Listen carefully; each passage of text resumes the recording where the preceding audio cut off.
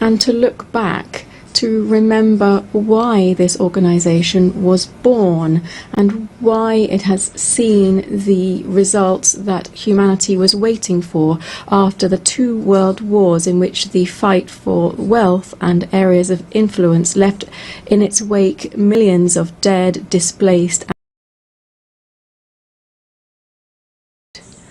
We are living with a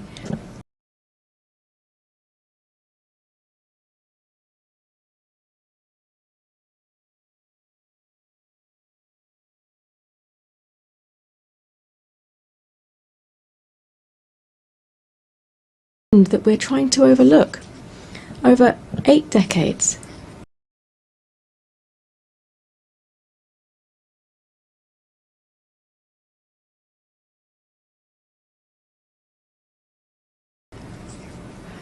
in the concert of nations, we have seen the development of narratives that, using the skill of the great powers with long-standing experience in the international community, have camouflaged deep wounds and the devastating memories of humanity. They've done so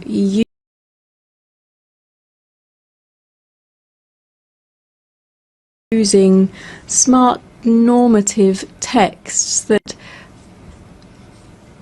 pretend to be the duty of the United Nations through audiovisuals and others that are not very effective in facing flagrant problems such as neocolonialism in all of its expressions, territorial occupation, economic, political and cultural interference, racism, discrimination, the arms race and violence which is implicit in all of this, without taking into account other aspects such as hunger, climate change, the food crisis and the increasingly frequent economic crises.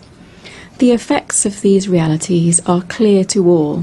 Confrontations and discourse that promotes hatred and division between kindred states, inequality, exclusion, poverty and inequality and injustice, still produced within institutions that were created to protect the rights of the weakest.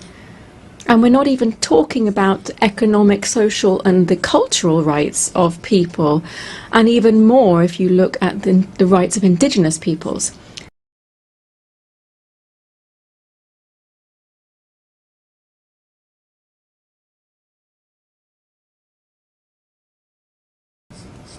A sincere assessment leads us to confirm that in 80 years we have not met the expected results. Consequently, we are not in a good position.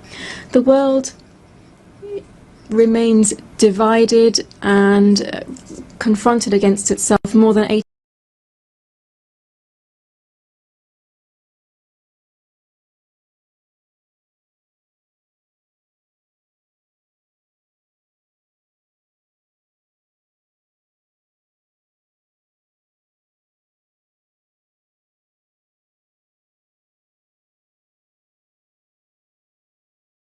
years ago.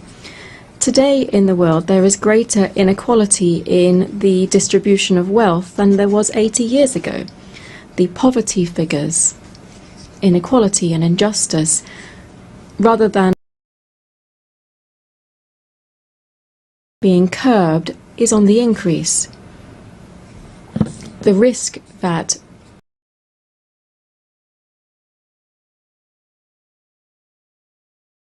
any remaining peace should disappear and the Third World War would overtake the entire planet is very close if we don't react in time.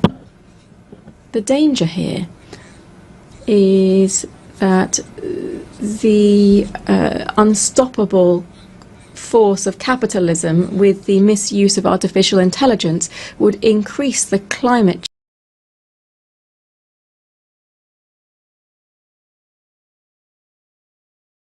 change, would liquidate the planet and would convert the immense majority of the population into unnecessary beings, is also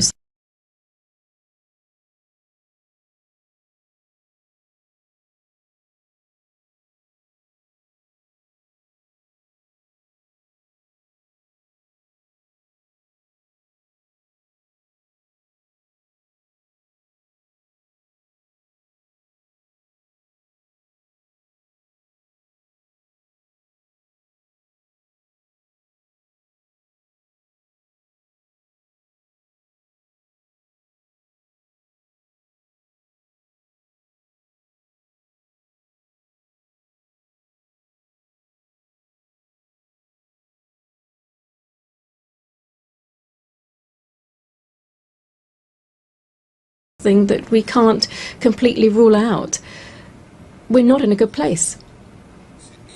The UN was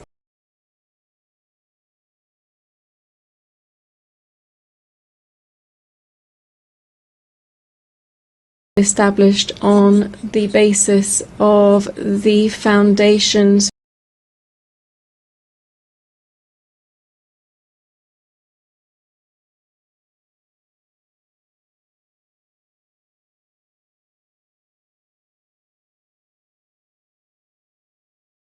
of the skeletons of the Holocaust and the not only physical but also moral ruins left by the fascist racism and also increasing neocolonialism with the use of 2 atomic bombs.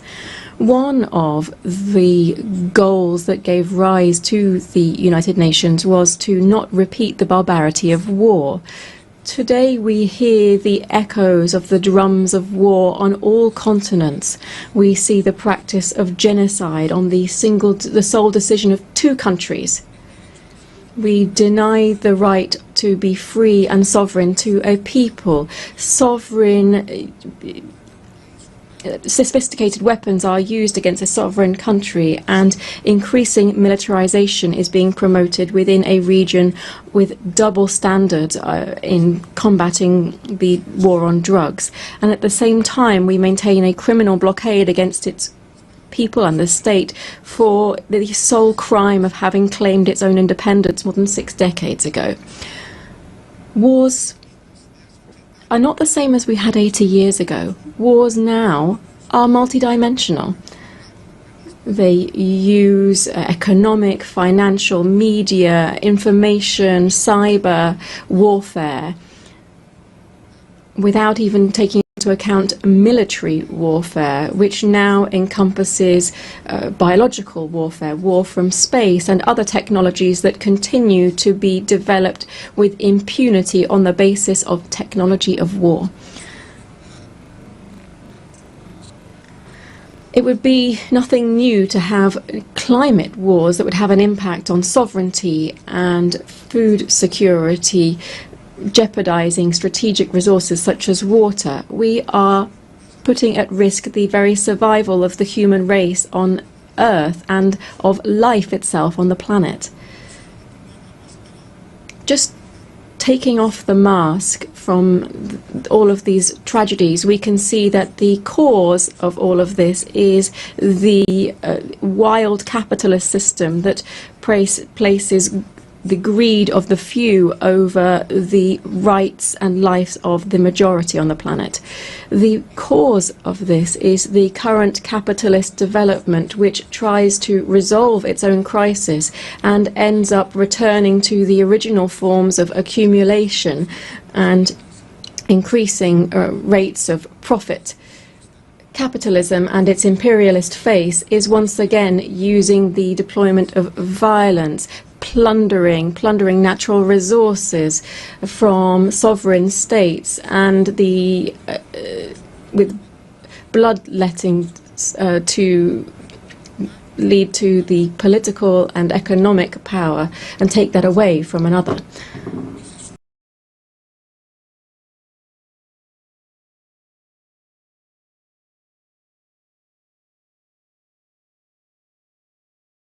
Added to that, we have a third cause of the current wars, which is more immediate. That is the obsessive zeal of the new Trump administration to give the United States back its position as a hegemonic power at the cost of the liberal system, free trade, globalization, and to cause pain and death. Why? For what? To take ownership over natural resources, to take control over commodities for the benefit of an imperialist system, and to subordinate the majority of countries for their insatiable thirst for privilege and wealth, and to try to maintain a unipolar order at any cost. The recent publication of the US Strategic Defense Policy sets out a deployment of its troops around the world to in its areas of influence, Canada, Central and South America, among others. The recent history with our neighbours has made us realise this is nothing else but a new way of implementing Monroeism, which was a doctrine which said that America is for the North Americans, generating conditions for a new era of neocolonialism. Madam President, distinguished heads of state and government, from the indigenous in Latin America and the Caribbean, we can say that we are a zone of peace, and we did so at the second summit of CELAC in Havana in 2014. The nations in our region are complying with this mandate that we set ourselves, still bearing in mind our political and ideological differences on various topics and with regard to border and territorial occupation-based disputes that remain ongoing. We can say when we invert the equation of the Pentagon that it is peace rather than war that guides our international relations. In hearing this statement in 2022 in this same place, I came to appeal to the United Nations for a General Assembly to declare to the world that it would be an entire territory of peace. And 11 years have passed since that historic declaration of CELAC, and 3 years since I made that statement in this assembly. Not only have we not declared the world as a zone of peace, rather we are facing the harsh reality of seeing how death is becoming increasingly normal.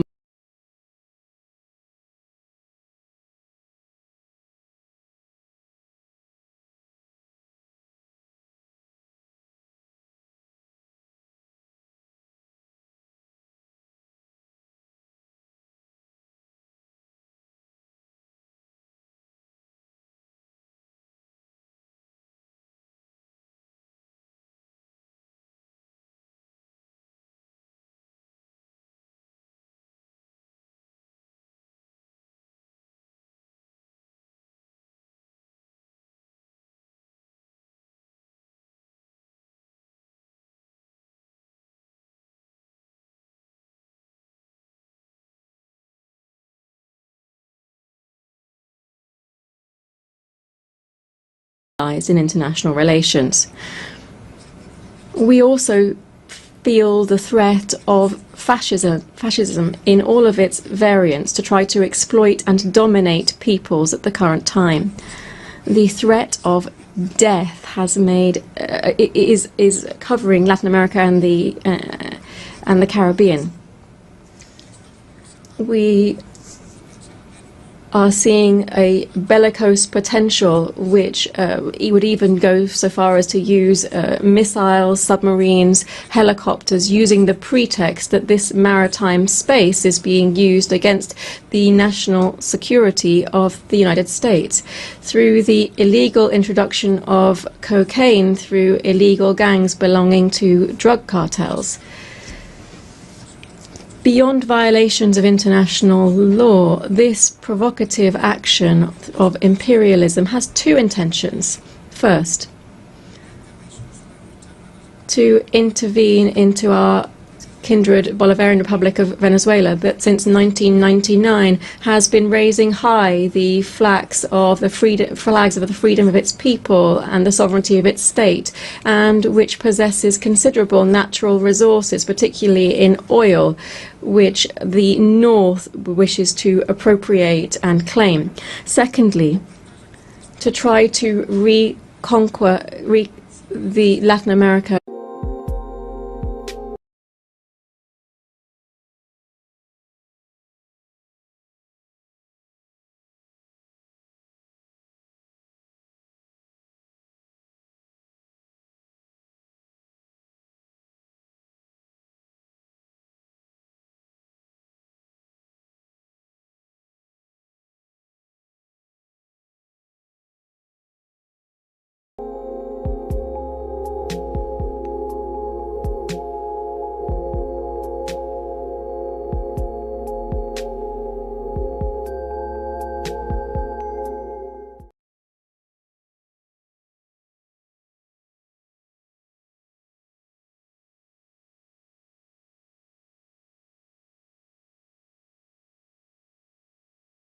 be used to combat drugs trafficking. This is a fallacy, because if this were true, it would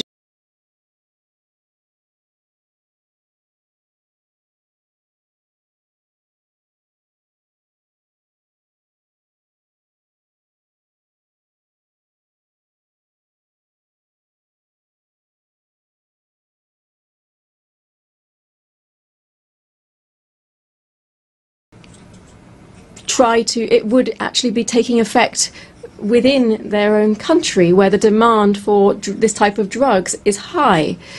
And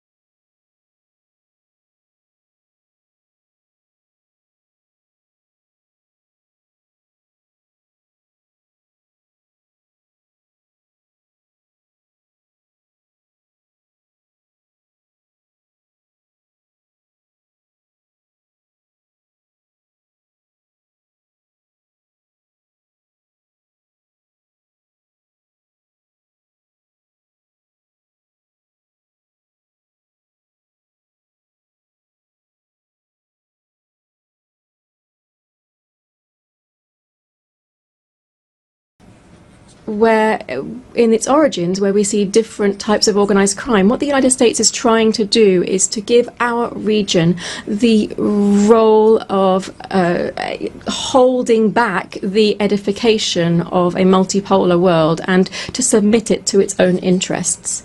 Added to these military actions, the images of which have been seen around the world, we see other types of devastating actions, such as those aimed at strengthening the economic blockade against Cuba. Billions of dollars are owed by the United States to the Cuban state due to these unilateral coercive measures, which are explained on the basis of rejecting the first communist revolution, which will never be destroyed. The threat of death is also afflicting the Middle East. In the Middle East, the pain of millions of families and the death of hundreds of thousands of Palestinians finds no consolation. All of this history tells us, has the unconditional support of the United States, which wants to speed up the displacement of the Palestinian people as quickly as possible. Peace will be an empty world while the Palestinian people continues to face practices of genocide and does not have its own land and full sovereignty with East Jerusalem as its capital. But in this region, that's not the only thing that's happening.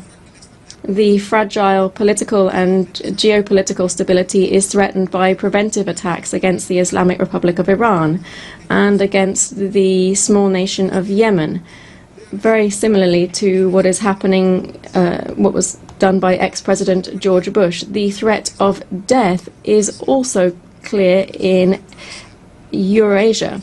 In Eurasia, despite the intermittent attempts to achieve a political outcome, the expansionist ambitions of NATO, which is nothing else than the military arm of concentrated capital, is trying to protract the military conflict by using Ukraine as a launch pad against the Russian Federation. The threat of death also hangs over Asia. The East China Sea, which is an area of great geostrategic and economic importance, is facing two problems that could have an impact not only on the region but also the entire world. The overcoming of the sovereignty of Taiwan by the People's Republic of China is another example of explicit neocolonialism that is encouraged by the United States, as well as the dispute on the Senkaku Islands, the sovereignty of which is disputed between Japan, Taiwan, and China. It appears that these islands are home to important hydrocarbon resources. Furthermore, the constant tension between North Korea and South Korea could not only become a problem that affects these two countries, but also the entire security of the world. Heads of state and government I've been referring to this entire world to say that in this new imperialist intervention, we should call it what it is, neocolonialism. And what should we do? I'm asking this because this led to one of the most outstanding strategies of the fight for the emancipation of labour over capital. This is also the fight of life over death. I wish to propose that we firstly establish a commission for reparations following slavery, apartheid, genocide and colonialism in the countries of the Global South. To do so, the United Nations should find a way to ensure that those designing war and death pay their billions of dollars rather into a reparations fund.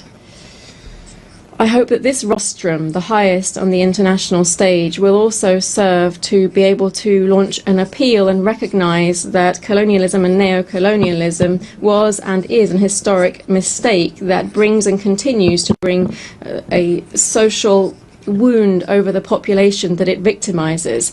It also does this with indigenous societies that it affects in particular. Today, on behalf of the construction of a fair future, we have to condemn the devastating impact of colonialism in the past and the present. I appeal to the heads of state of CELAC and the African Union to join forces and to oppose the adverse consequences of colonialism. This commission that I've mentioned should set up effective mechanisms to restore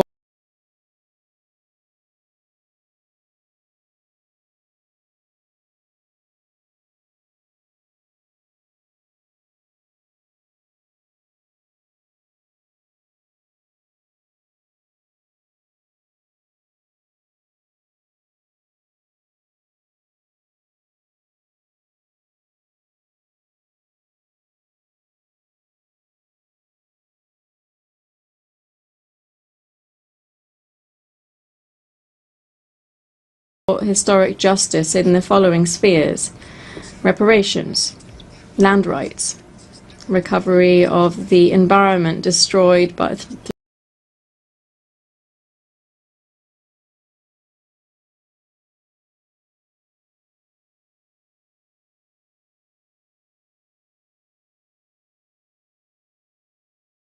of the colonizers and transnational corporations, apologies for the colonial past through the restitution of cultural goods of the indigenous people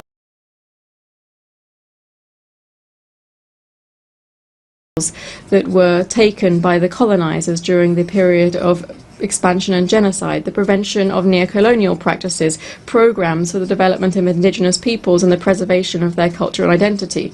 We should also provide compensation to people who have resisted the military occupation of their territories and those that are suffering under unilateral sanctions and economic blockades. Secondly, we should convert the UN General Assembly into a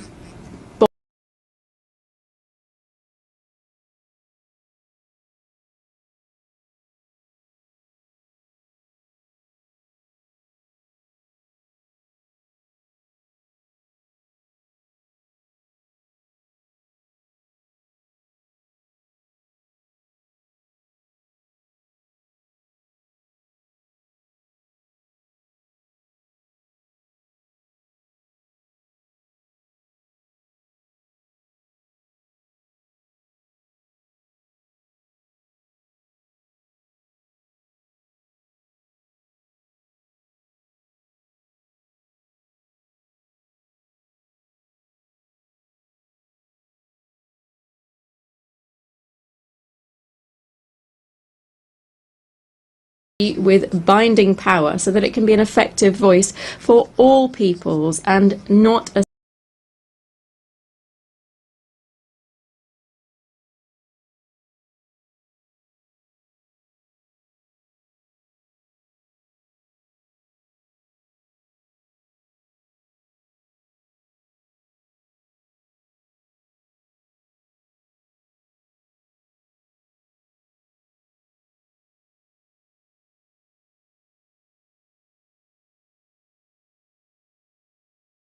where we simply realise the will of the most powerful. We need this forum to be an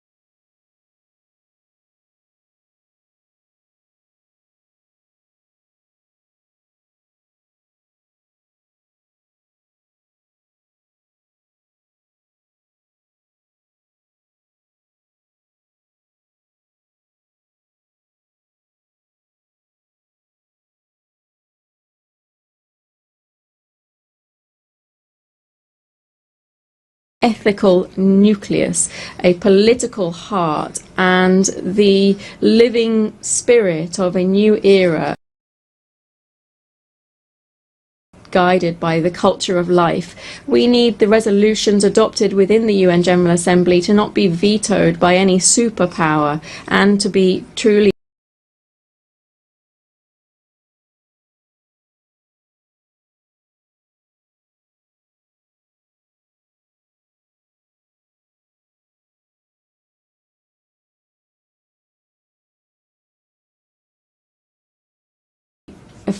complied with.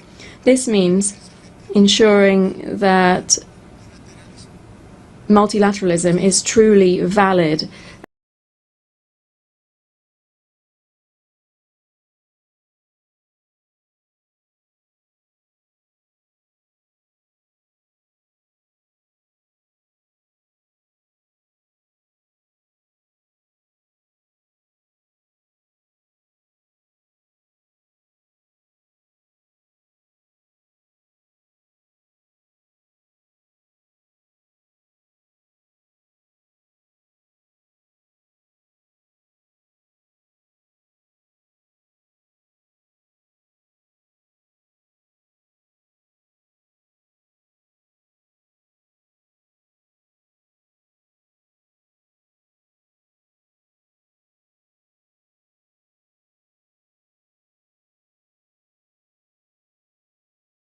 just a formality.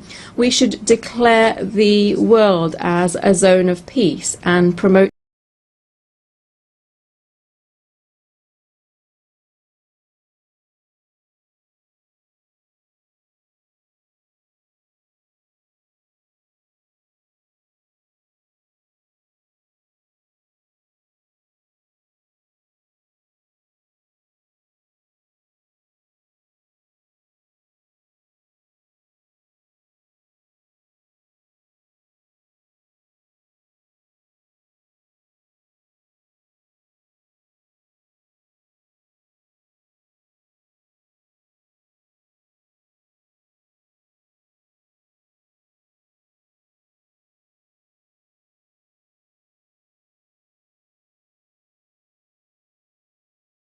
demilitarization as far as possible. The immense majority of the population in the world refuses to accept that the revitalization or overcoming the cyclical crises of capital should be done on the basis of investment in billions of dollars to manufacture all types of conventional and unconventional weapons. Just 1/3 of military expenditure would give us better and greater education, health and housing guaranteed for everyone. The UN has to become a pact for peace and for life as the shared destiny of everyone who believes in living together. 4, we need to undertake a profound reform of the Security Council that would prevent one of two countries holding up global stability. We need to ensure this reform and ensure the reform that the countries of the Global South have been insisting on for several years. Democratizing the Security Council would be giving effect to the principle of the legal equality of states and democratizing the future. It would be to ensure that the voices of Africa, Latin America and the Caribbean, Asia and the historically marginalized peoples would also count. 5. We should move towards the Universal Declaration of the Rights of Mother Earth.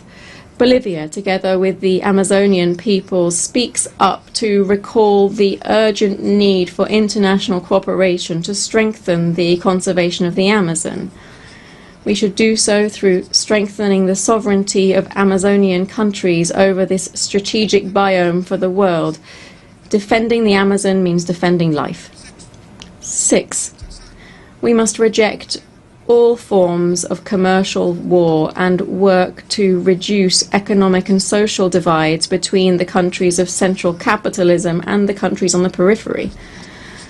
Trade wars not only affect companies, but also the immense world of work. It also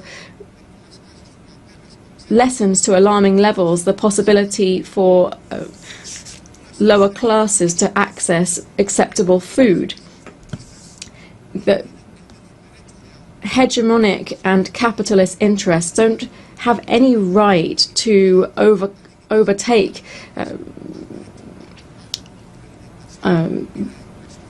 rights of trade and reduce the right to employment, food and education for the working classes. Dear guests here at the 80th session of the UN General Assembly, I'm very grateful that on this occasion of the 80th anniversary of the establishment of the United Nations, having listened to the analysis and the outlook of the plurinational state of Bolivia over critical problems facing us today, and as we look ahead to working together for peace, development and collective human rights, the Bolivian people, to whom we have guaranteed a democratic transit as that we have not seen in 28 years in our country, is looking forward to seeing the changes that we must see within the United Nations in order to guarantee global peace. Thank you very much. Gracias. On behalf of the Assembly, I wish to thank the Constitutional President of the Plurinational State of Bolivia. The Assembly will hear an address by His Excellency Brice Clotaire Oligui Nguema, President of the Gabonese Republic, Head of State and Head of Government.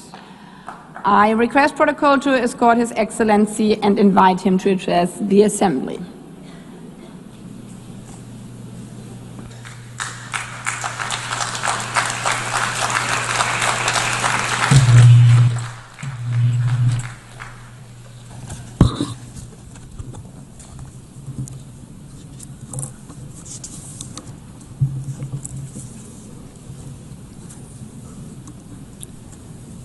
Madame la Présidente. Madam President of the General Assembly, distinguished heads of state and government, distinguished Secretary General of the United Nations, distinguished delegates, ladies and gentlemen, at the outset, I would like to most warmly and sincerely congratulate Her Excellency Annalena Baerbock on her election as President of this 80th session of the General Assembly of the United Nations. Madam President, your experience, I am sure, will allow you to effectively carry out the missions of your august post. Rest assured of the full cooperation of my country.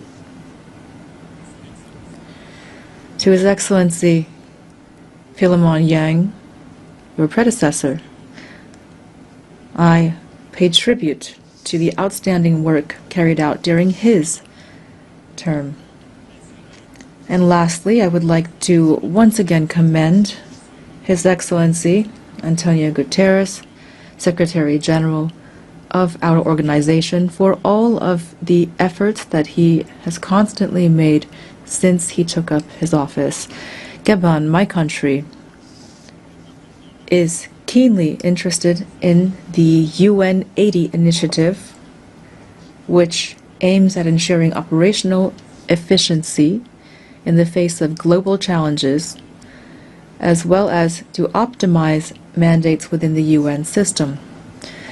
Madam President, 1 year ago, before this prestigious assembly, as the President of the Transition of the Republic of Gabon, I presented the political process begun in my country after the liberation coup which took place on August 30th, 2023.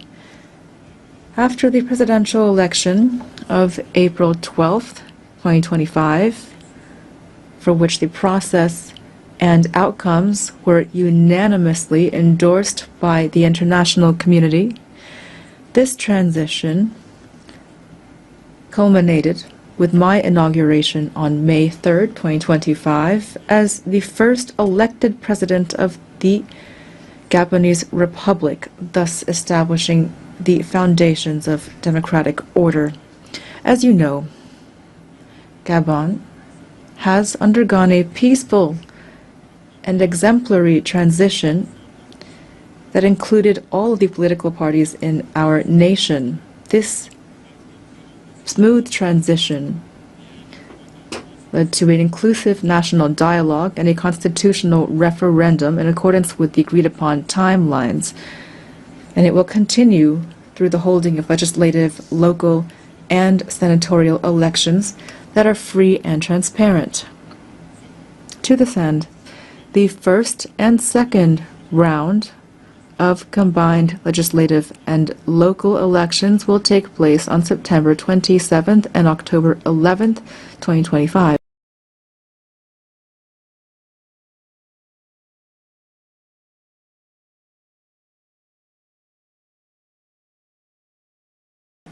With regard to the election of senators, this will take place on November 8th, and the second round is scheduled for November 29th, 2025, with a view toward a definitive restoration of constitutional order by January 2026. We believe that this peaceful and historic process can serve as a lesson and a model in many other spheres. The people of Gabon have drawn this success from its history, its culture of peace, and its shared vision of the future. Here I would like to express on behalf of the Gabonese people and on my own behalf our sincere gratitude to the United Nations for its multifaceted assistance. I know that I can count on the support of the UN as we implement our National Growth and Development Plan. This plan focuses on bolstering our energy capacity, on strengthening infrastructure, developing the digital sector, and on enhancing youth employment. Ladies and gentlemen, Gabon is standing before you again with a clear message. Our country has changed. After decades of tensions and political and economic missteps, the Gabonese people has chosen the path of reconciliation and renewal, thus becoming the symbol of and testament to the transformation of hardship into hope, of dependency into dignity, of division into unity, and all without bloodshed. Today, Gabon is no longer a country in limbo. It has returned to stand alongside other states, upright, dignified, and ready to take up its rightful place in the community of nations. The new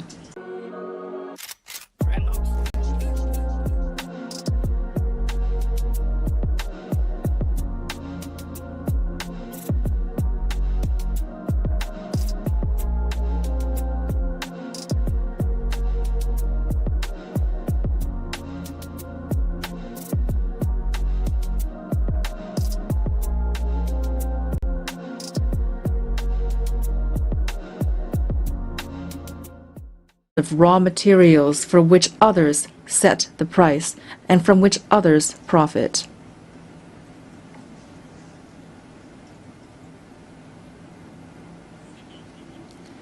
Therefore, I would like to invite public and private investors to support us through win-win partnerships. We have decided to process our resources on our territory, to create jobs at home, to develop African industries, and to interact with the world on the basis of equity, integrity, and mutual respect as we strive toward happiness. In its path toward development, Gabon, a country of peace and opportunity, will continue to welcome all those who commit to upholding our laws, our Republican values, and to contributing positively to our national rise. Distinguished delegates, ladies and gentlemen, this 80th session of the General Assembly has the theme, Better Together, 80 Years and More for Peace, Development, and Human Rights. It takes place in an international context characterized by economic, environmental, and security crises that call for more sustained and more staunch collective engagement. This is an urgent call to tackle these concerns in accordance with the spirit and the values of the UN Charter. Ladies and gentlemen, today the world has a radically different face. Humanity has never had so much technological prowess to ensure its well-being, and yet international peace and security have never seemed so fragile and so under threat. It is high time that peace reign on earth, and especially in Africa, which has so long suffered under conflicts that have been stoked and financed from outside the continent. Let the guns at last fall silent in the DRC, in Sudan, in the Horn of Africa, and in the Sahel. In this regard, instead of constantly stigmatizing and condemning the states of the Sahel, the international community would benefit from supporting them in their battle against the many-headed threat of terrorism. Ladies and gentlemen, on December 12, 1988, Gabon officially recognized the State of Palestine. Then, as now, we support the two-state solution, the only way, in accordance with UN resolutions, to guarantee a just and lasting peace between Israelis and Palestinians, as well as to guarantee international security. In this vein, Gabon must reaffirm its position in favor of lifting the embargo imposed on Cuba due to its negative effect on the well-being of Cuba's people. We solemnly reaffirm our full support for international efforts carried out throughout the world to achieve peace. These efforts must be centered on humans, especially women and youth. Through the Pact for the Future of 2024, the UN must continue to encourage and support the crucial action of women, stemming from the Declaration and the Beijing Declaration and Program of Action, of which we're celebrating the 30th anniversary this year.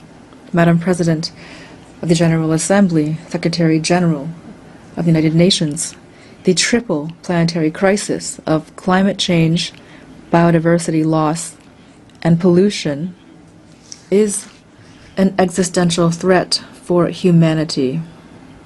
And yet, the efforts of the international community to address these challenges remain drastically inadequate. The Treaty on Biodiversity Beyond National Jurisdictions, which we have just ratified, fills a legal gap and provides an ambitious framework for equitable and sustainable governance of biodiversity. Together, we have a real opportunity to make this treaty a true driver of transformation for present and future generations. Gabon is the guardian of part of the Congo Basin, the second largest green lung of our planet. This extraordinary heritage must not be sacrificed to financial rapacity. We call for an equitable global partnership in which the protection of our forests is accompanied by fair compensation for the ecological services these forests provide to humanity. Ladies and gentlemen, the new global order is underway. The changes taking place in our societies are inevitable and cannot be overlooked. International peace and justice can only be guaranteed by a revitalized multilateralism, in particular through Security Council reform that takes into account the African claims enshrined in the Sirte Declaration and the Eswatini Consensus, to which Gabon is firmly committed. I wish every success to our work, and I wish a happy birthday to our organization. Thank you.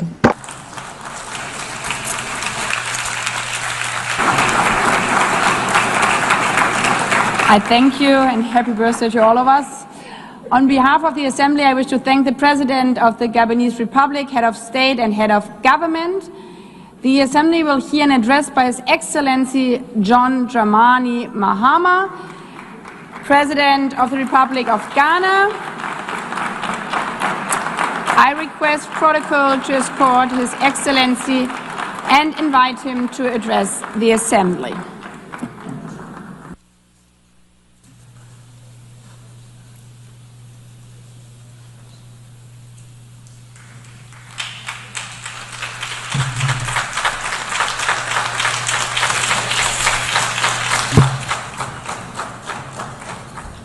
Thank you, Madam President, Mr. Secretary General, Excellencies, ladies and gentlemen.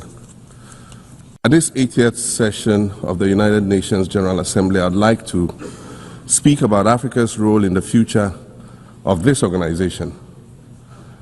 However, it's impossible to do that without first considering the collective role that Africa played in its founding, which was small and relatively insignificant.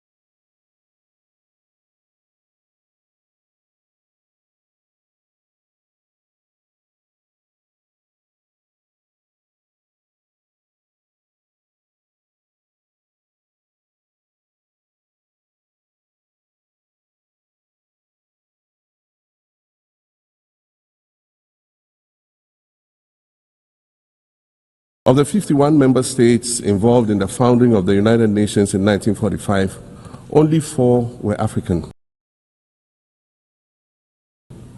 Egypt, Ethiopia, Liberia, and South Africa. It is important to point out that the United Nations came into being in the aftermath of World War II because of the inability of its predecessor, the League of Nations, to avert a large-scale global conflict, which had been its guiding purpose when it was founded in 1920 at the end of the First World War. Out of the 42 founding member states of the League of Nations, only 3 were African: Liberia, the Union of South Africa, and Ethiopia. Egypt was to join later in 1937. Africa's overall participation in the organization's founding was minimal and relatively unimportant. That's because before all the other talks and meetings, representatives from a group of 14 nations gathered in Berlin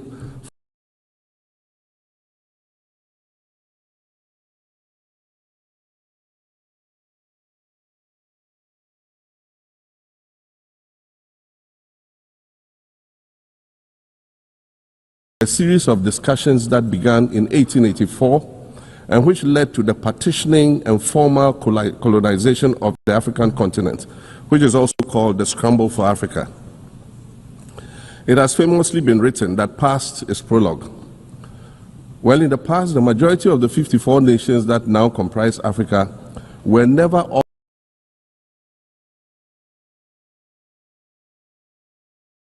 offered a seat at the table where plans for a new world order were being drawn. But, Madam President, as fate would have it, the tables are turning, and Africa's role in the authorship of whatever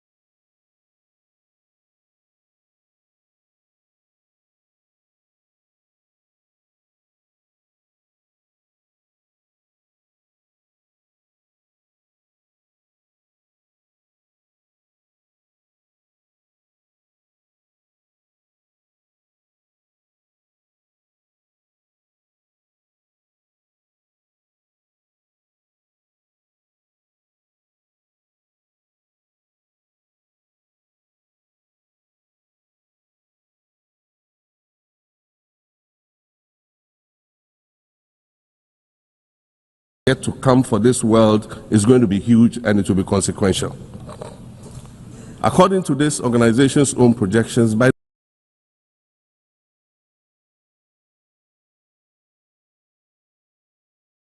the year 2050, more than 25% of the world's population is expected to come from the African continent.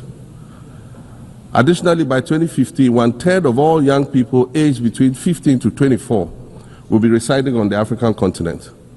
So you see, the future of this world is African. Allow me to say this once again a little louder for those of you in the back. The future is African.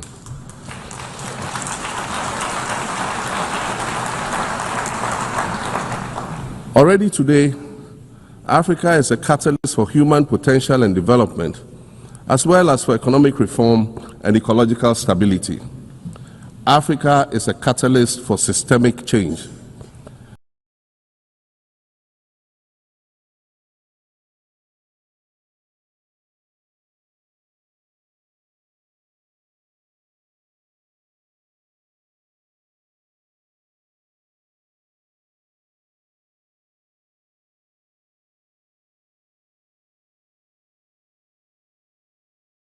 If this reality, which is fact-based and straightforward, seems provocative or unsettling, perhaps it's because you are viewing it through the lens of centuries of filters, colonialism and imperialism, and the resulting implicit bias.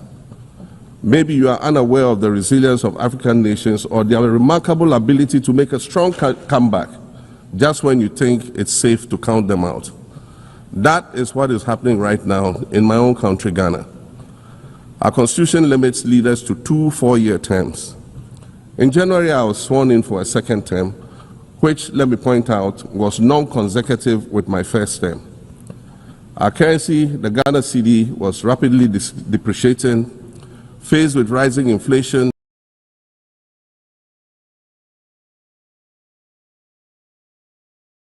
a huge debt burden, and low morale amongst our citizens.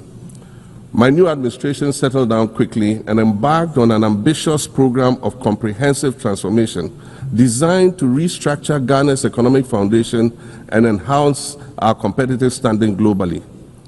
We refer to this process of recalibration as our reset agenda.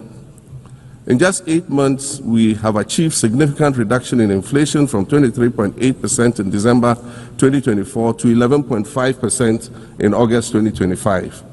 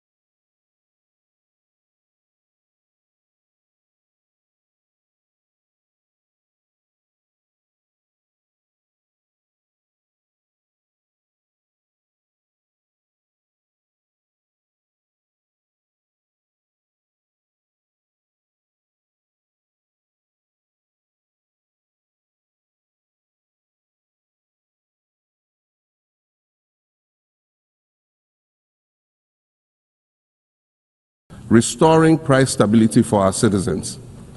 Additionally, our currency, the Ghana cedi, has appreciated considerably against other currencies, with Bloomberg reporting it as the best performing currency in the world at one point. Our improved sovereign credit rating reflects increasing investor confidence in our economy, and our 24-hour economy initiative promises to transform our economy. And there's a renewed willingness amongst our people to trust that their elected officials have Ghana's interests at heart and that we are progressing together. Madam President, I believe that in honor of this milestone celebration, the United Nations should also embark on a process of serious recalibration and establish its own reset agenda. Since the organization's founding, the number of UN member nations has nearly quadrupled. And quite frankly, it is not the same world that it was back then when the UN was formed. I mentioned earlier that I began my second non-consecutive term as president this past January. My first term ended in January 2017. In that span of time, 8 years, the world has changed with such ferocity. My first days in office after my return felt as though I had just awakened from a Rip Van Winkle-style sleep. Now, no, that was only after 8 years. Imagine then what it will be like after 80 years since the founding of the United Nations. In 1945, the sun had not yet set on the largest empire in history. The most common mode of international travel was by sea. The personal computer had not been invented, let alone made portable. And television, a new convenience, was still in its infancy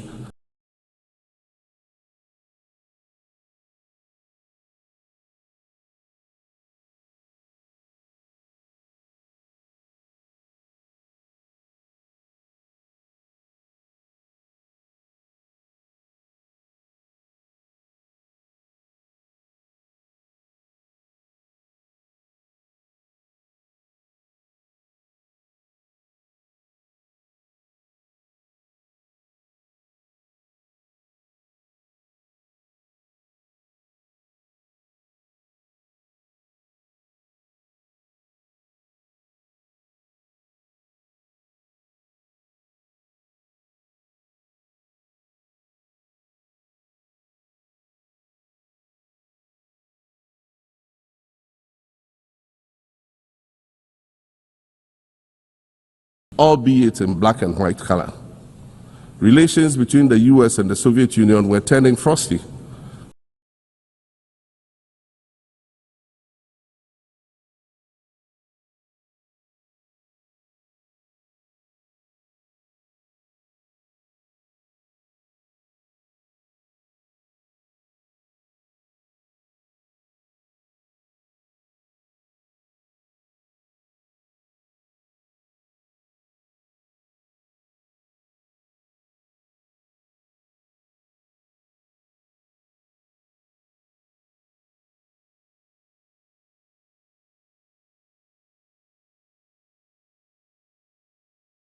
With Winston Churchill declaring that an iron curtain has descended across the European continent.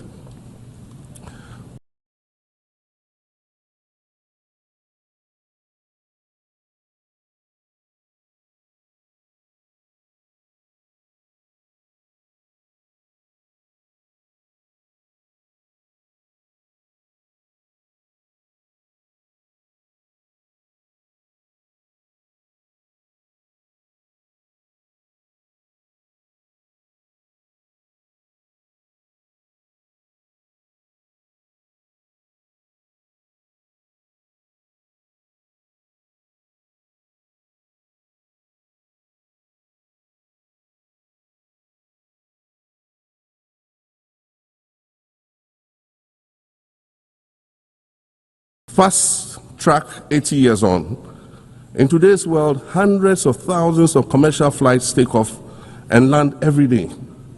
Libraries have been digitized so that volumes of literature can exist on a small device, small enough to fit inside your pocket. We live in a world of cryptocurrency, artificial intelligence, social media, the internet and its dark hidden dungeon of the dark web, all of which carry a potential threat to global peace and security. Climate change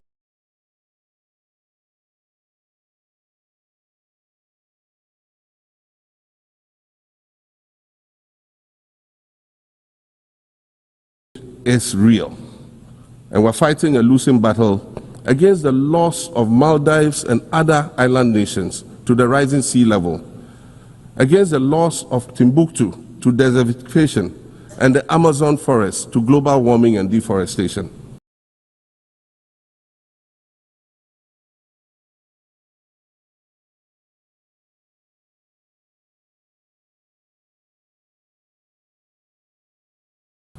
Madam President, the UN Founding Charter is outdated when it comes to representation in this August Assembly. The most powerful post-World War II nations are still being rewarded with an almost totalitarian guardianship over the rest of the world. And yet, the first sentence in Chapter 2, Article 1 of the UN Charter declares that the organization is based on the principle of sovereign equality of all its members. If this were true, and was the case, a continent as large as Africa, with its numerous UN member states, would have at least one permanent seat on the Security Council.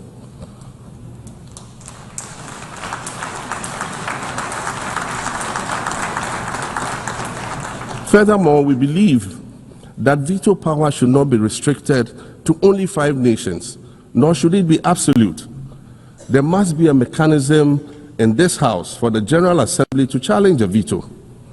No single nation should be able to exercise an absolute veto to serve its own interests in a dispute. In 1995, during the 50th anniversary of the United Nations, Nelson Mandela stood in this very spot, and he said, "The United Nations has to reassess its role, redefine its profile, and reshape its structures. It should truly reflect the diversity of our universe and ensure equity among the nations in the exercise of power within the system of international relations in general and the Security Council in particular." I close quotations. 30 years later, we African leaders are still making the same simple request for a permanent seat on the Security Council with the power of a veto. So today, Madam President, I stand here in this exact spot and ask the world, if not now, then when? We demand not only a reform of the Security Council, but also a reset of the global financial architecture, which is currently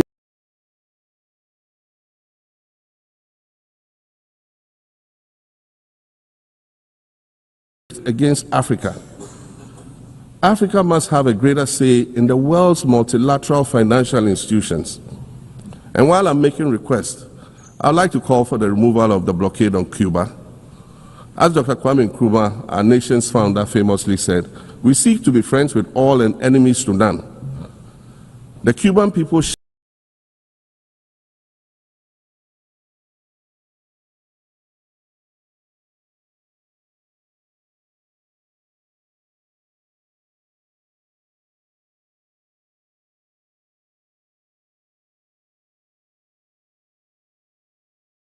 their blood on African soil in the fight against apartheid. And indeed, Cuba has been and continues to be a faithful friend of Africa.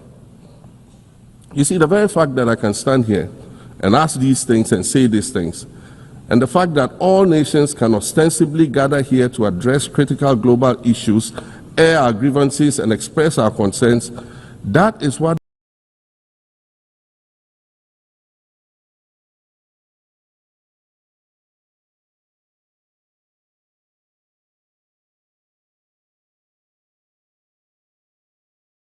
makes the survival of this organization so important. In every old city or village, you will find a town square, or a courtyard, or a plaza that once served as a gathering space for the citizens of the community and their leaders. Meetings and celebrations were held there, as were trials and elections. And these were spaces that brought people together and held them together as a community. Sadly, time and technology have eroded these spaces. Madam President, in many ways, the United Nations is the proverbial town square of our modern global village. And it has never been more critical for us to protect this one space that brings and holds the world nations together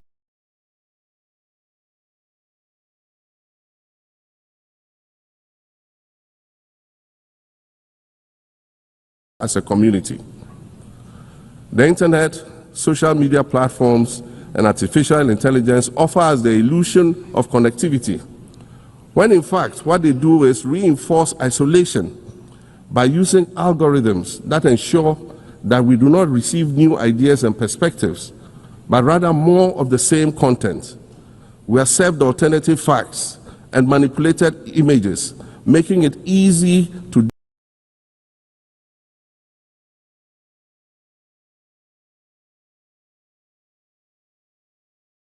disseminate disinformation and sow seeds of division amongst communities. Madam President, these are dangerous times. Our world is currently experiencing a rise in nationalism and economic instability. There's a general breakdown of multilateralism.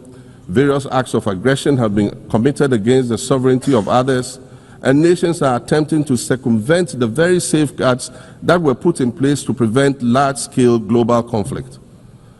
These conditions are all too similar to the ones that led to the League of Nations' failure in fulfilling its mandate.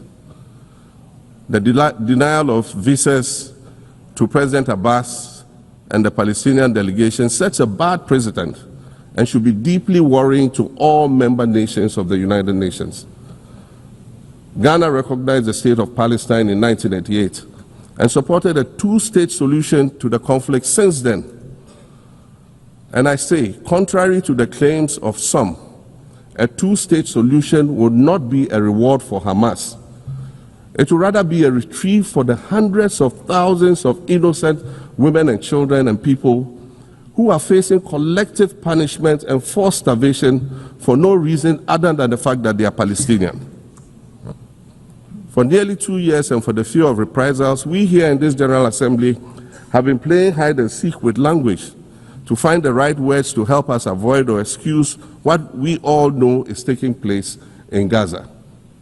But here's the thing, it doesn't matter what you call it. If it looks like a duck, it swims like a duck and quacks like a duck, well, then it must be a duck. The crimes in Gaza must stop.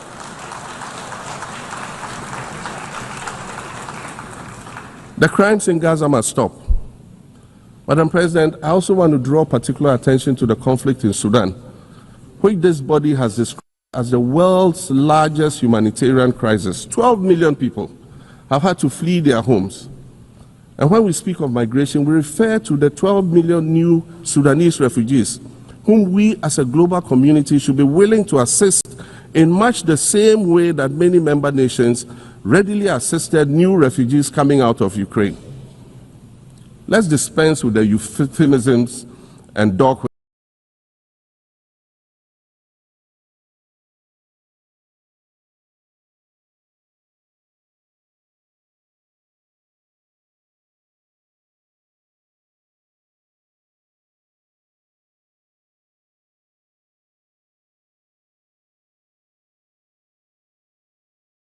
And speak frankly.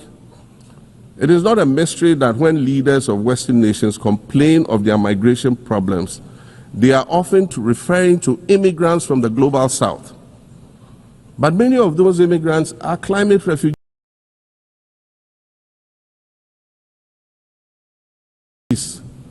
And interestingly, the global north emits 75% more greenhouse gases than the global south. However, the effects of climate change are more severe in the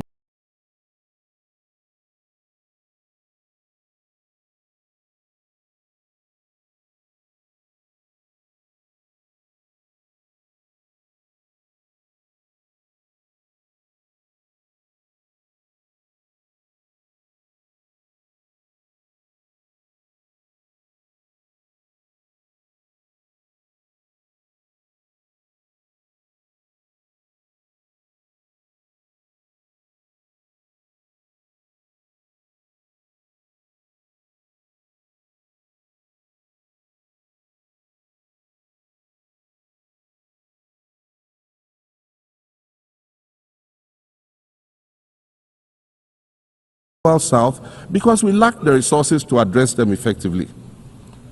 And so when the desert encroaches on our villages and towns and they become unlivable, we are forced to flee. Warsan Shire, a Somali-born prophet, a Somali-British poet born in Kenya to Somalian refugee parents, was London's first youth poet laureate.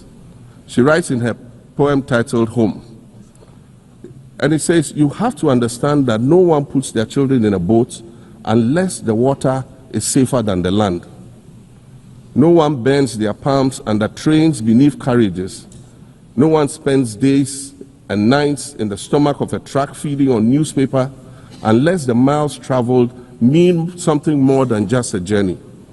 Madam President, we cannot normalize cruelty. We cannot normalize hatred. We cannot normalize xenophobia and racism. If we're going to tell a story, let's not tell it slant. Let's tell all the truth. When we speak of migrants, we speak of Mami Ewusi Mensah Frimpong, a judge on the U.S. District Court for the Central District of California. She's the first black female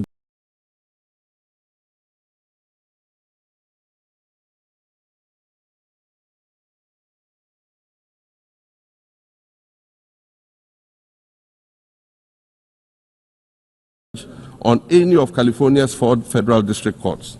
She was born here in America.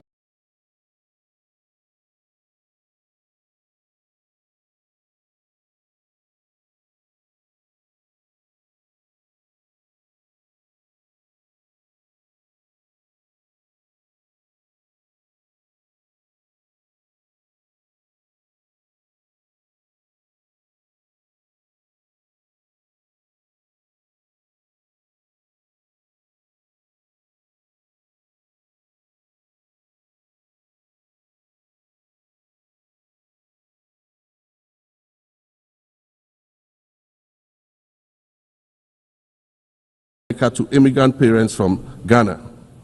We speak of Peter Bosman, a medical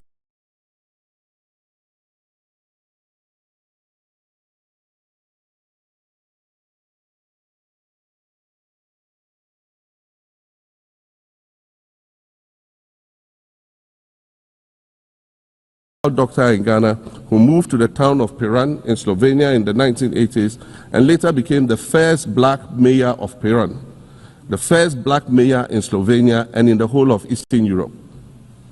We speak of T. Michael, the iconic Ghanaian Norwegian artist and designer. And of course, we speak of the late Kofi Annan, former United Nations Secretary General.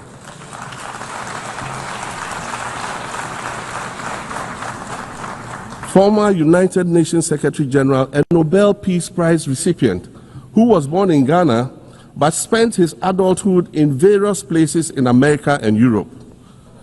These are people who have brought great distinction to the countries that they decided to call home. Just as the migrants and the children of migrants before them did, I dare say these are not invaders, these are not criminals. Madam President, the slave trade must be recognized as the greatest crime against humanity. As the African champion on reparations, Ghana intends to introduce a motion in this August body to that effect. More than 12.5 million Africans were forcibly taken against their will and transported to create wealth for the powerful Western nations. We must demand reparations for the enslavement of our people and the colonization of our land that resulted in the theft of our natural resources, as well as the looting of artifacts and other items of cultural heritage that have yet to be returned in total. We recognize the value of our land and the value of our lives, as did our colonizers, as well as the governments that happily paid reparations to former slave owners as compensation for the loss of their property, in quotes, and that property for which they received compensation was paid referred to enslaved people who had been freed. Madam President, an increasingly insecure world is witnessing upward spending on defense budgets of bilateral partners and steep cuts in official development assistance. Since July 2024, it is estimated that there's been a 40% drop in humanitarian aid globally. In this era of global uncertainty, Africa must exercise sovereignty over its natural resources to raise the necessary funds to ensure the well-being of its citizens. The days of parceling out vast concession areas to foreign interests for exploitation must come to an end. We'll continue to welcome foreign investment, but we must negotiate better for a bigger share of the natural resources that belong to us. And we must insist on value addition to these resources. We're tired of the continued image of poverty-stricken, disease-ridden rural communities living at the periphery of huge foreign-controlled natural resource concession areas. We're tired of having people extract the most they can from us and in return offer us the very least by way of respect, consideration, and dignity. We're tired of not being represented in ways that reveal the richness and complexity of our history or acknowledge all that we have overcome to arrive here in this liminal space of untold possibilities. Allow me to echo the Indian-American writer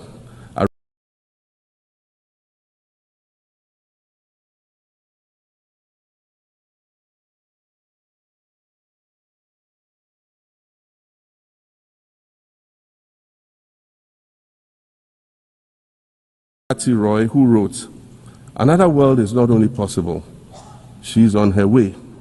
On a quiet day, I can hear her briefing."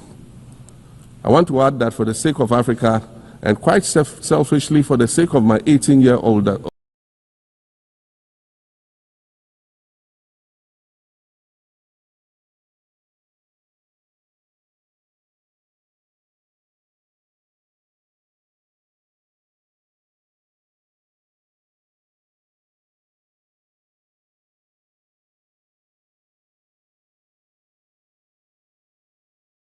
daughter, I hope that this new world that is arriving is a place of safety and equality for women and girls.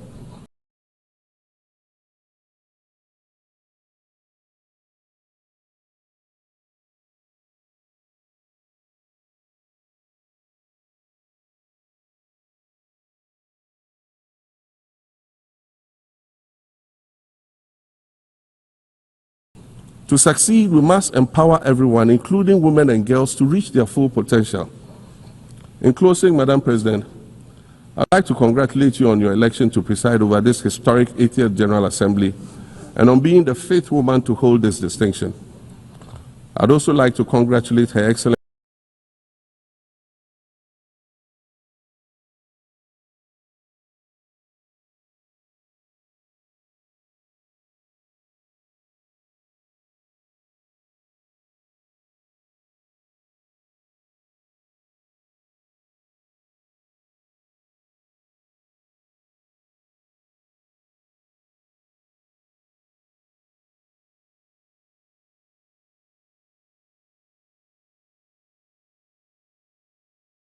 Nana Jane Opoku-Agyeman on being the first woman vice president of Ghana.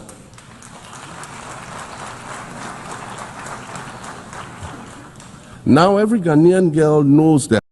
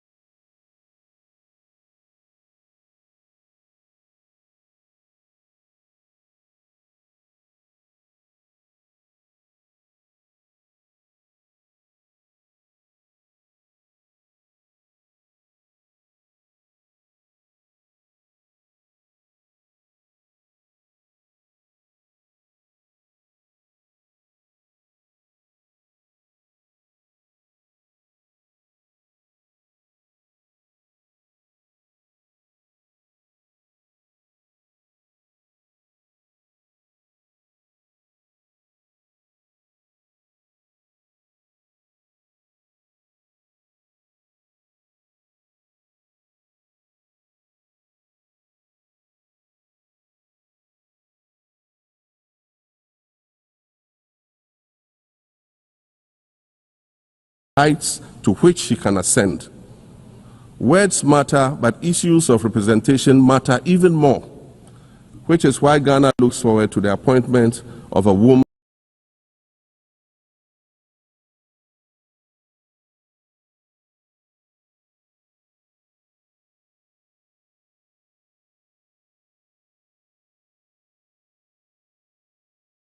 general of this organization in the near future. Madam President, Your Excellencies, I thank you for your kind attention.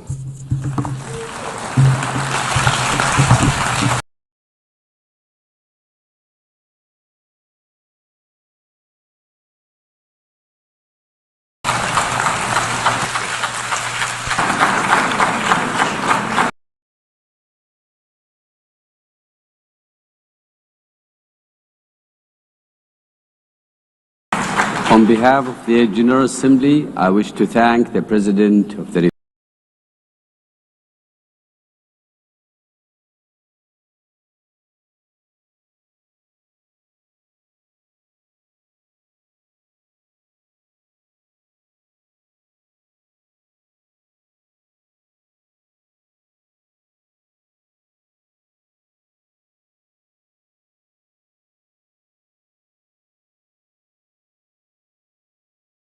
Republic of Ghana.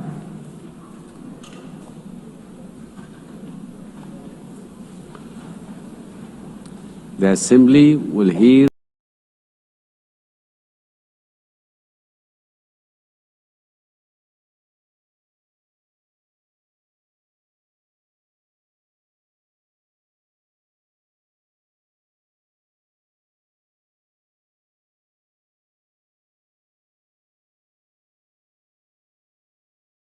address by His Excellency Omaho O.C.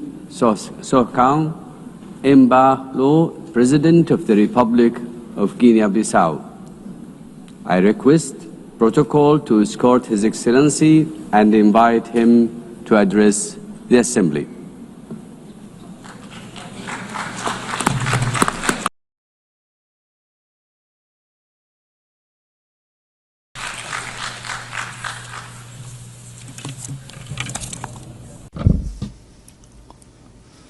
Madam President,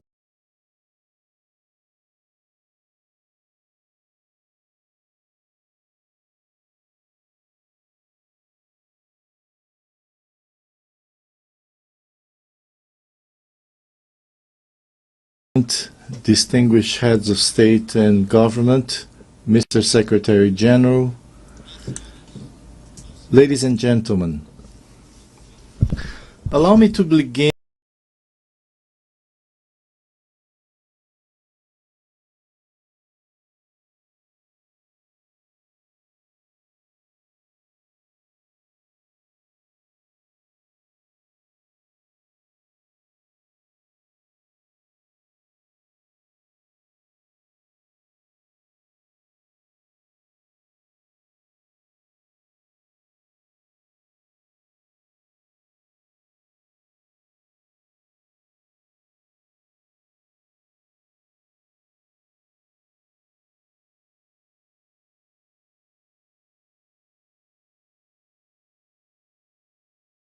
by congratulating Mrs. Annalena Baerbock on her election as President of the 80th session of the United Nations General Assembly.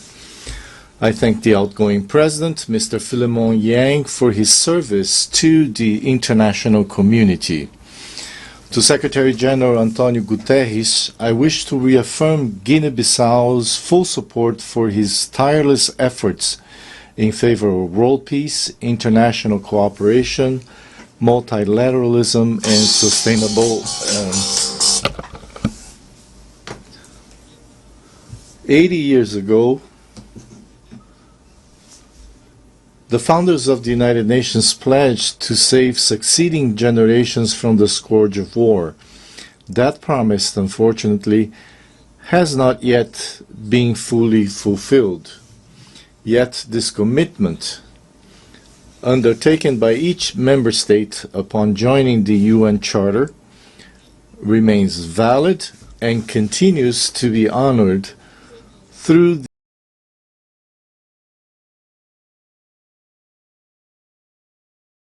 the dedication of every UN peacekeeper and every humanitarian worker who often make the difference between life and death in conflict zones or following natural disasters.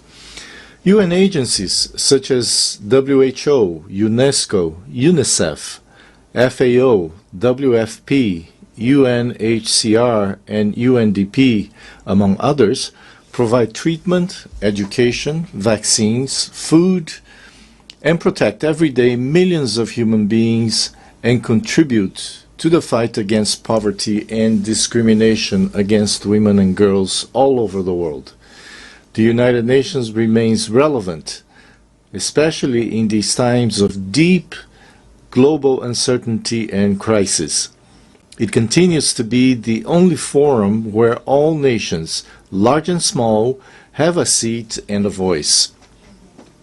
Excellencies, ladies and gentlemen, we live in a world confronted by multiple crises. We are witnessing what Secretary General Antonio Guterres has called polycrisis.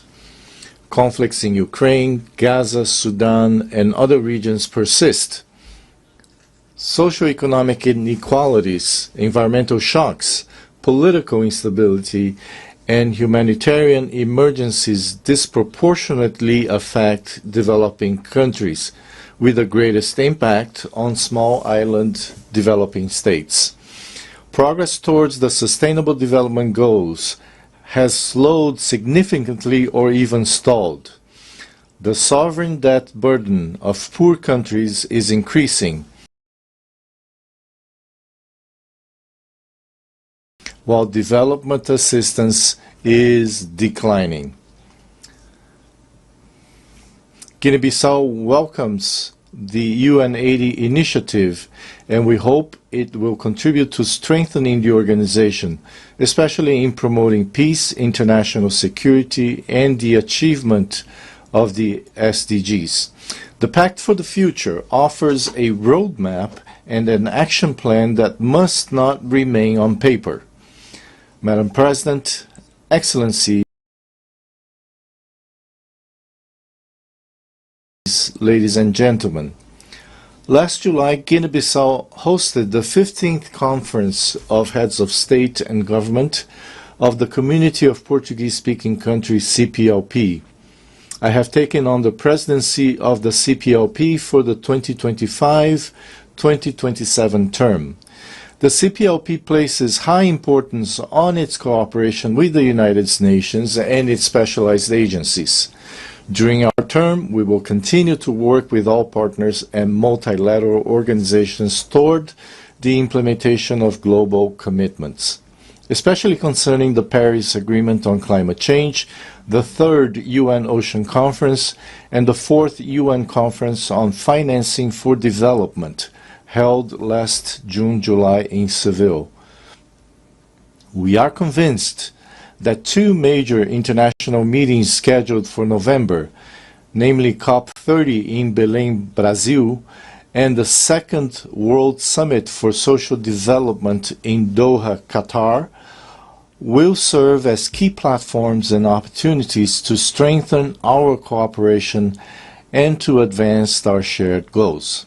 Madam President, Excellencies, ladies and gentlemen, Guinea-Bissau is scheduled to hold presidential and legislative elections on the 23rd of November this year. All necessary conditions are being put in place to ensure that these elections are held peacefully, freely, transparently, and credibly. Over the past 5 years, I have prioritized dialogue, inclusion, political stability, and the consolidation of the democratic rule of law. I am confident that these upcoming elections will reaffirm the irreversible nature of citizenship and democratic values in Guinea-Bissau.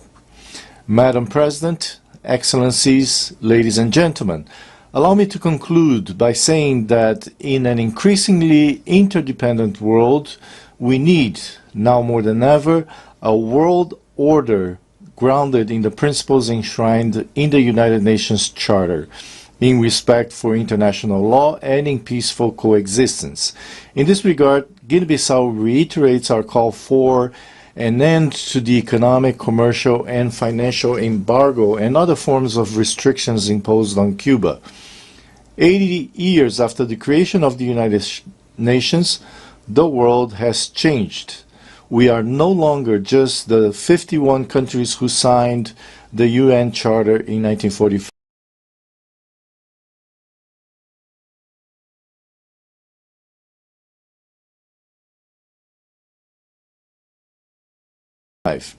Today, the United Nations is all of us, the 193 member states, plus observer states, NGOs, civil society organizations, and other actors represented in this great assembly hall.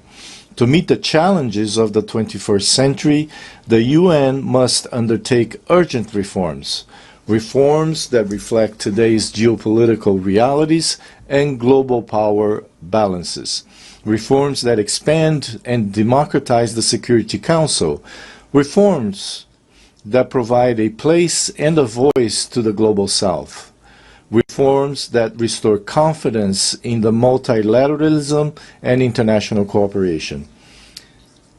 The UN continues to be a unique multilateral space where dialogue is still possible, even when diplomacy and good offices fail elsewhere and in other circumstances. The legitimacy, strength, and future of the UN lie in the inclusion and full participation of all of us in deliberations and decision-making. Its core details, peace, dignity, equality, poverty eradication, cooperation, and peaceful resolution of conflicts remain alive and continue to inspire the purposes of the international community and the March of Humanity. Thank you very much.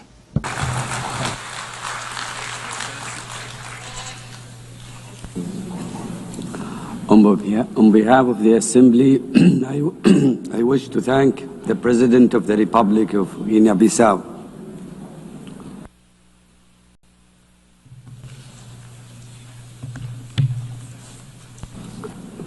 The Assembly will hear an address by His Majesty King Mosawati III, Head of the State of the Kingdom of Eswatini. I request the protocol to escort His Majesty and invite him to address the Assembly.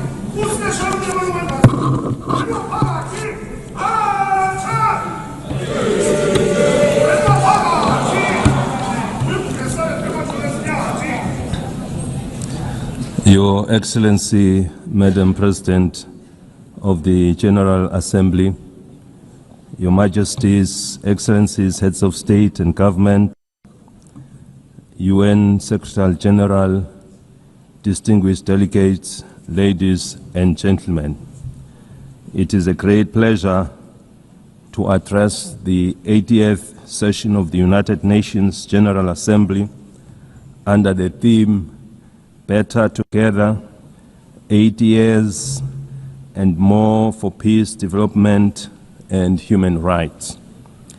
At the outset, we wish to assure you, Madam President, of Eswatini's unwavering support during your tenure. We also commend the UN Secretary General and the Secretariat for their steadfast leadership in navigating our world through unprecedented challenges. As we gather today, mankind is confronted with many challenges, including conflicts around the world. We must remind ourselves that when the United Nations was established in 1945, it was during a time of widespread global strife. Its founding fathers resolved that no country or people should endure suffering due to conflict. The UN Charter and structure were designed to be clear and resolute. Now is the time to ask ourselves what has gone wrong and what steps must be taken to correct these challenges and restore the UN's mission of fostering peace. The question we must ask ourselves further is, what is the UN doing to address these issues effectively? I propose that the United Nations establishes ad hoc committees to tackle global conflicts and promote peace. These committees should have equitable representation in dealing with the relative conflicts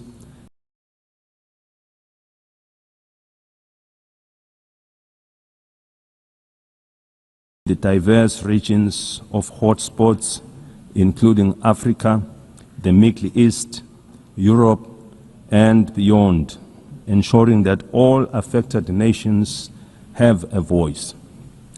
Supported by the Secretariat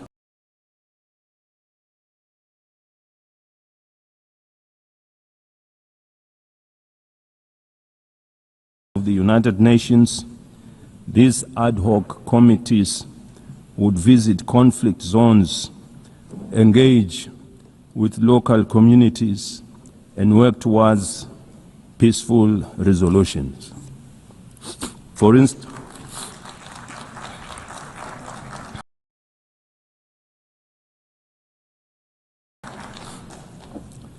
For instance, in Africa,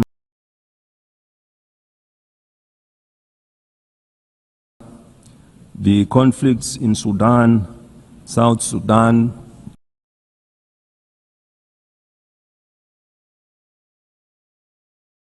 Somalia, the Sahel, and the Great Lakes need the intervention of these ad hoc committees. In the Middle East, they should facilitate dialogue with all parties involved. The team could ask the Palestinians what it will take to release the hostages, given the fact that the Israelis would remain aggrieved as long as their loved ones are not with them. Similarly, the ad hoc committee should engage the Israelis to ascertain what it will also take for them to stop the bombardment, to avoid loss of more innocent lives, widespread destruction of property, and a growing refugee crisis. By engaging directly with the affected communities, these communities could help broker solutions that address the concerns of all sides to reduce tensions, suffering, and foster stability. In the conflict between Russia and Ukraine, these ad hoc committees could mediate discussions to identify pathways to peace.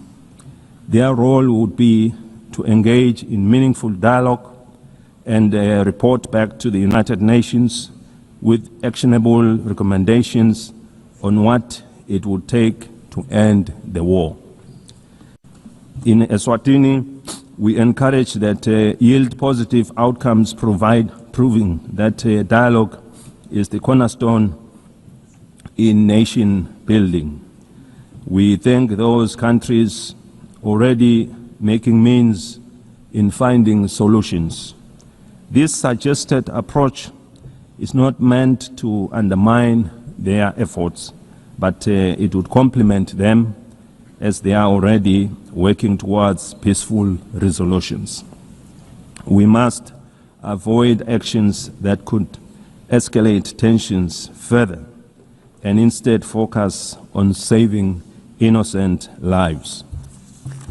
Millions of lives have already been lost during the COVID-19 pandemic. We therefore cannot afford to lose any more to conflict.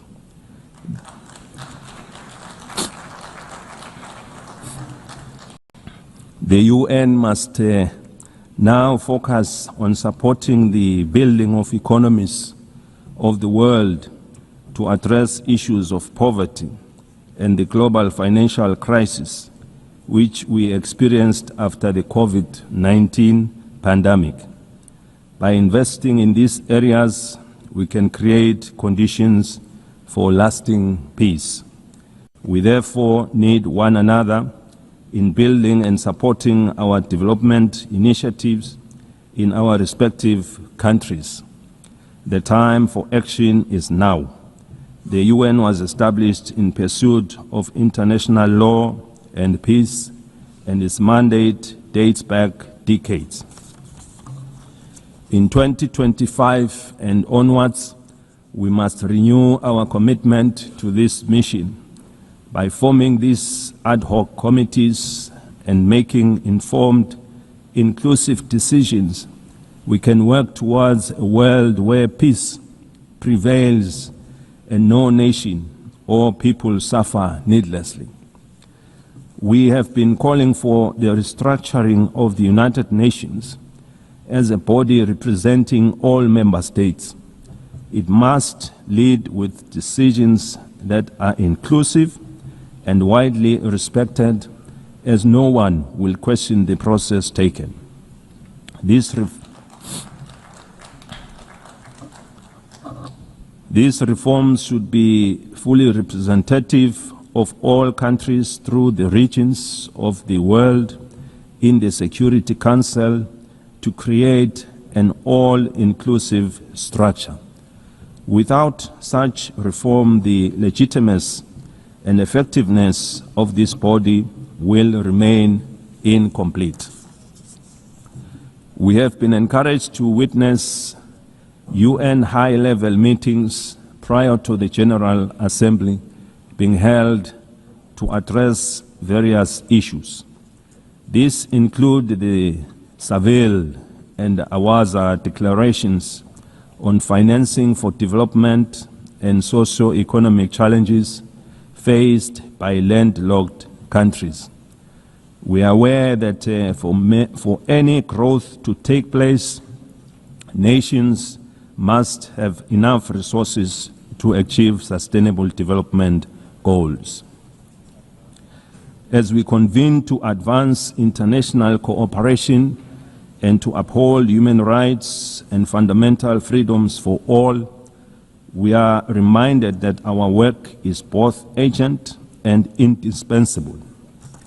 The theme "Better Together" underscores the imperative of delivering on the United Nations Sustainable Development Goals and reinvigorating global cooperation. Eswatini continues to believe that working together remains our most powerful tool for addressing global challenges that transcend borders. The world stands at a critical juncture in pursuit of Agenda 2030. With only 5 years remaining, we must face the reality that progress on the SDG is far off track. This is a sobering reminder that our collective efforts must be redoubled and that international solidarity, cooperation, and shared responsibility are more urgent than ever before. Through my national call to all Eswatini, to all Emaswati of Ngwe, for a greater sense of agency in the pursuit of sustainable development, the Kingdom has made important strides in advancing Agenda 2030, particularly in the areas of the economy, in various sectors, health, education, and gender equality, to mention a few. Furthermore,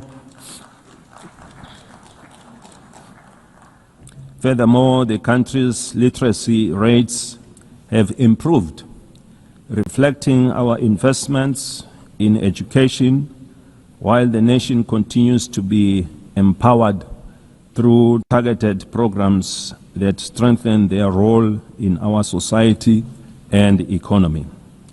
These achievements demonstrate what is possible when determination and partnership come together. While we have witnessed the GDP growth of our economy, we remain with a number of challenges to address, and we count on the UN for support to become one of the advanced economies of the world. We have implemented initiatives to grow our economy and attract new investments by opening trade opportunities with other countries that give access to regional and international markets. Your Excellencies, the global economy remains fragile. Persistent inflation resulting in rising food and energy prices, as well as tightening financial conditions, have eroded physical space for many developing nations. Across sub-Saharan Africa, countries spend on average 12% of government revenues on debt servicing, diverting resources urgently needed for social cohesion programs. Eswatini also advocates for trade facilitation and economic diversification, simplifying customs procedures, reducing regulatory barriers, and enabling greater participation in regional and global value chains.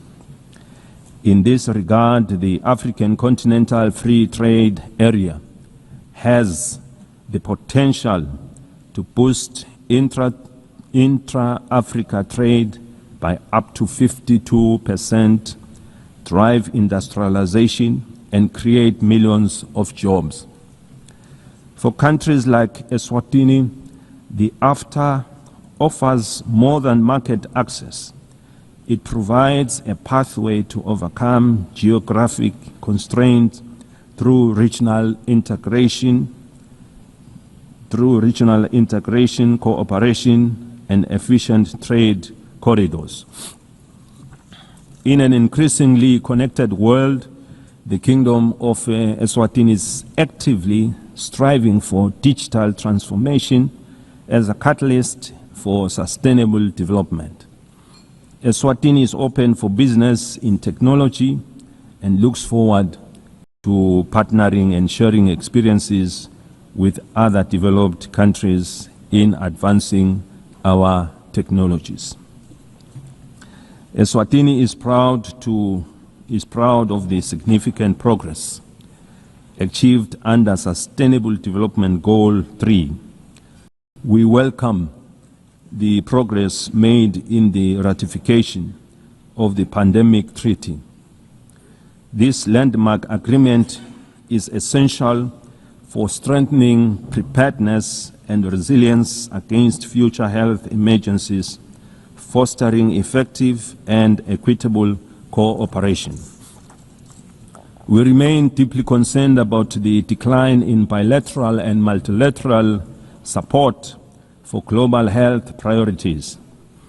Weakening our joint efforts threatens to erode decades of progress in this sector, as health is a global security. The Kingdom of Eswatini recognizes that the increasing frequencies and intensity of natural disasters, emergencies, and protracted crises highlight the urgent need for integrated responses that bridge humanitarian relief, long-term development, and peace building.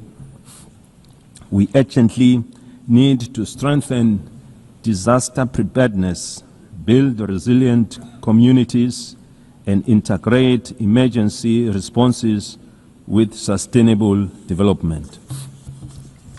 Eswatini, like other countries in the region, has many young and marginalized groups who face unemployment and inequality in various sectors. Ensuring empowerment, capacity building, and employment is our priority, and with the support of the UN programs, we are taking deliberate steps to provide a more enabling environment to guarantee their future. We equally recognize the rights and potential of persons with disabilities who continue to face disproportionate barriers to education, employment, and social participation so that they can fully contribute to and benefit from national development. The United Nations General Assembly Resolution 2758, adopted in 1971, did not address the issue of Taiwan's representation in the United Nations, and it does not preclude their participation in the UN system. The United Nations must seek suitable ways of including Taiwan so that she can better contribute to realizing the UN Sustainable Development Goals. In that way, this will fulfill the UN mandate to ensure that no country is left behind.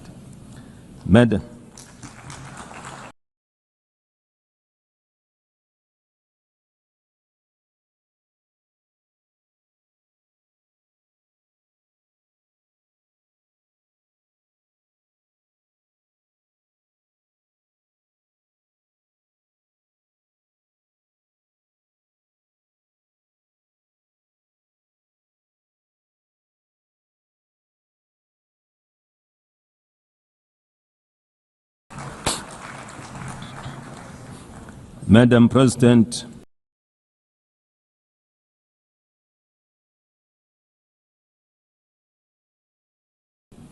in conclusion, we are entrusted with the hopes of our people and the future of our children. Let us not leave this assembly without reaffirming our commitment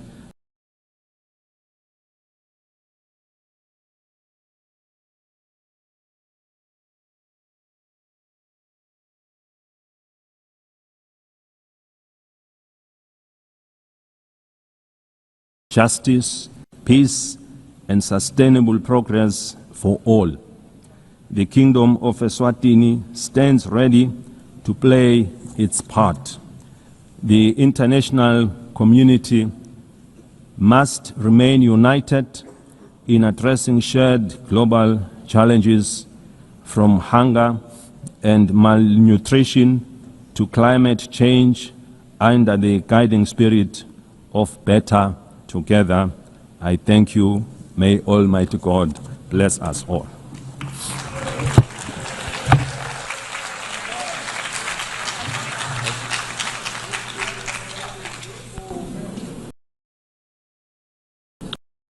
On behalf of the Assembly, I wish to thank the head of the state of the Kingdom of Eswatini.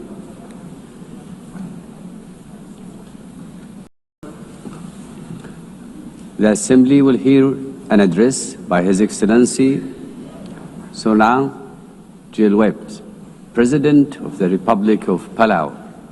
I request protocol to escort His Excellency and invite him to address the Assembly.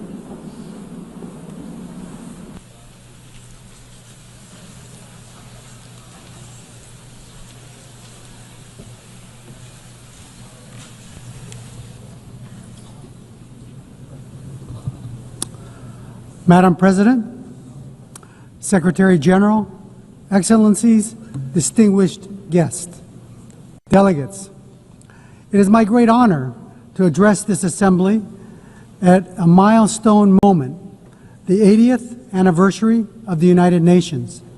80 years ago, nations scarred by war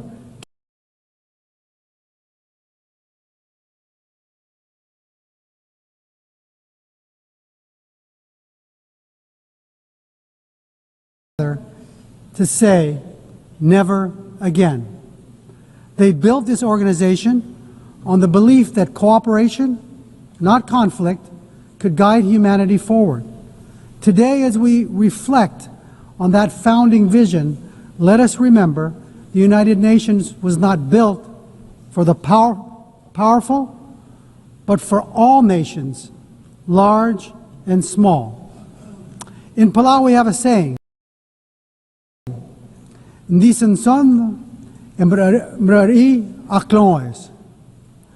small twigs banded together can light the fire that can bring the pot to boil.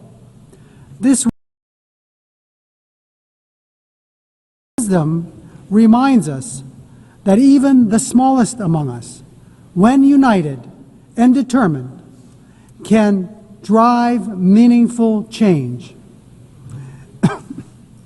The recent International Court of Justice advisory opinion affirms this truth, that our voice, though often overlooked, carries the weight of justice. We thank Vanuatu for their leadership and recognize the Pacific youth who co-led this charge. The advisory opinion confirmed that what we have always known, 1.5 degrees is not optional. It is now the benchmark for international law. Let us defend this limit as the political, moral, and legal anchor of the Paris Agreement. The world is at war. Defense spending is at an all-time high, approaching $3 trillion annually.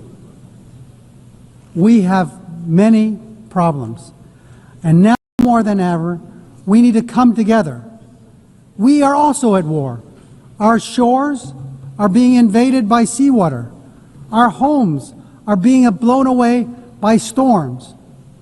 Our roads are being washed away by torrential rains. Our reefs are overheating. Our fish are disappearing. And our land is on fire. This is our daily battle. And ahead of COP30 in Belém, we must see new nationally determined contributions submitted without delay, particularly from major emitters, and they must be aligned with the 1.5-degree trajectory.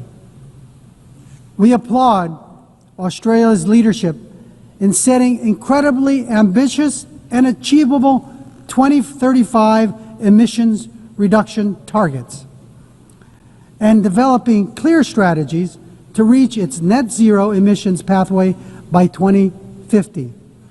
Australia leads the way in supporting Pacific Islands in accelerating the energy transition. This is a testament to the kind of leadership needed to defend and ensure a safe and prosperous future for all. However, ambition without implementation is an empty promise. For SIDS, the fight depends on climate finance. Too often, our countries are trapped in systems that are overly complex, slow, inaccessible. Finance must be predictable and adequate. It should not create new debt. It should free us to implement our NDCs, adapt to climate change impacts, and address loss and damage. The 1.5 degrees Celsius limit remains our lifeline, and finance is the key to achieving it. We need investment, not in defense, but for us to combat our greatest threat, climate change. It is not aspirational. It is the scientifically grounded guardrail that protects the most vulnerable from the worst climate impacts. Madam President, our region has served as the world's moral compass on climate justice. We have helped secure the 1.5-degree goal in Paris. We have pushed for a mechanism on loss and damage. If the world is serious about 1.5, we urge you to come to our region, to see with your own eyes what the Pacific is facing, and be moved to act. That is why COP31 must be a Pacific COP, hosted by Australia, shaped in partnership with the Pacific. Madam President, on the issue of climate solutions, deep-sea mining has been incorrectly promoted as the silver bullet for the climate crisis. If we rush forward without understanding the consequences, we risk inflicting irreparable harm. The loss of biodiversity, the release of carbon, damage to our water column, and the destruction of fisheries that sustain our people is unfathomable. At UNOC 3, 38 countries, including Palau, came together to support a moratorium, and our message is clear. We must let science guide before we exploit the deep sea. The historic BBNJ agreement enters into force in January. And while Palau is proud to be the first ratifier, we couldn't have lit this fire alone. Like the Palauan proverb of the twigs, crossing the collective effort of over 60 countries demonstrates that we are better together. While we celebrate this achievement, we need even more nations to join this commitment to truly safeguard our ocean's future. Colleagues, the BBNJ agreement presents an unprecedented opportunity to design new ocean governance institutions where SIDS have a voice from the start. We are big ocean states, and we call on our partners, including the EU, to support a SIDS seat in the BBNJ governance structure. Excellencies, the stakes for SIDS could not be higher. Our economies are small, our vulnerabilities are acute, and our physical space is painfully narrow. The Antigua and Barbuda agenda for SIDS gives us a blueprint for resilient prosperity, but it cannot stand without tools. That is why the Seville commitment matters. The world has finally recognized that the financial system cannot be fair if it measures only income and ignores vulnerability. Multilateralism is our only shield, yet too often it is sidelined, blacklisted, and cut off from finance and boxed in by rules we did not write. We demand a seat not as bystanders, but as equal architects of our shared future. We call for the full and immediate integration of the multi-dimensional vulnerability index into the policies and frameworks of international financial institutions, multilateral development banks, and international organizations. It is time that we move the MVI from theory to practice. As we commemorate 80 years of this United Nations, we must look honestly at the strengths and its shortcomings. We welcome the Secretary General's UN 80 initiative, but let me be clear, reform cannot be cosmetic. This UN must be more responsive, more equitable, and more focused on delivery. Madam President, Palau knows too well the heavy cost of war, having endured the devastation of World War II on our islands. That history reminds us not only of the suffering left in the wake of conflict, but also the sacred value of peace. Palau has always stood for dignity of every human life and for the peaceful resolution of disputes through dialogue and respect for international law. Our positions, whether in support or restraint, are always guided by a deeper purpose, the pursuit of peace that is just, lasting, and stable. We believe that a durable solution, one that envisions two peoples, Israelis and Palestinians living in two democratic states, side by side, in peace and in dignity and security, within mutually recognized borders, is essential for lasting peace. Russia's unprovoked war against Ukraine is a stark reminder that when international law is disregarded, peace everywhere is placed at risk. It is only through respect for the rules-based order that all nations, large and small, can live securely. Continuing in that spirit of respect for life and stability, I must raise an important issue of principle. Years ago, China wrongly interpreted UNGA Resolution 2758. And today, it continues to claim that Taiwan is a part of the People's Republic. The end result has been Taiwan been silenced. The 23 million people's voices have been kept unheard, keeping Taiwan out of fully participating in the UN system and contributing to the world.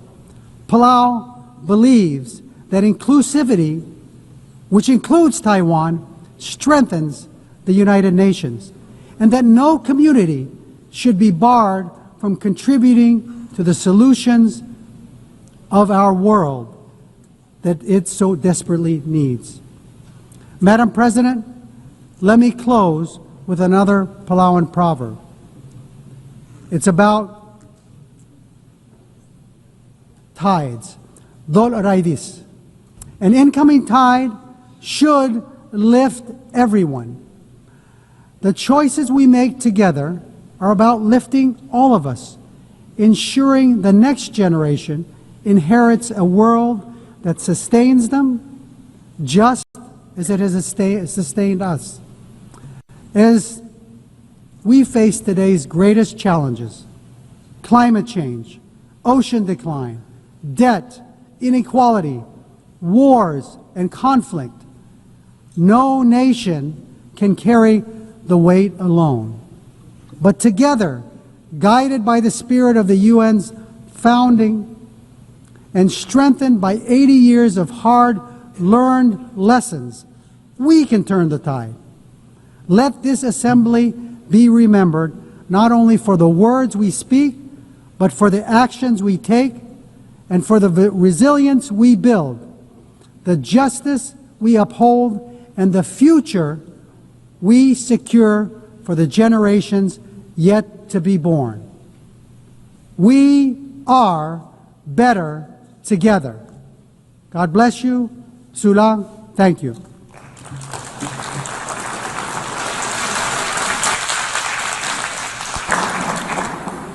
On behalf of the Assembly, I wish to thank the President of the Republic of Palau. The Assembly will hear an address by His Excellency Ilhamu Haydar Ogolo Aliyu, President of the Republic of Azerbaijan. I request protocol to escort His Excellency and invite him to address the Assembly.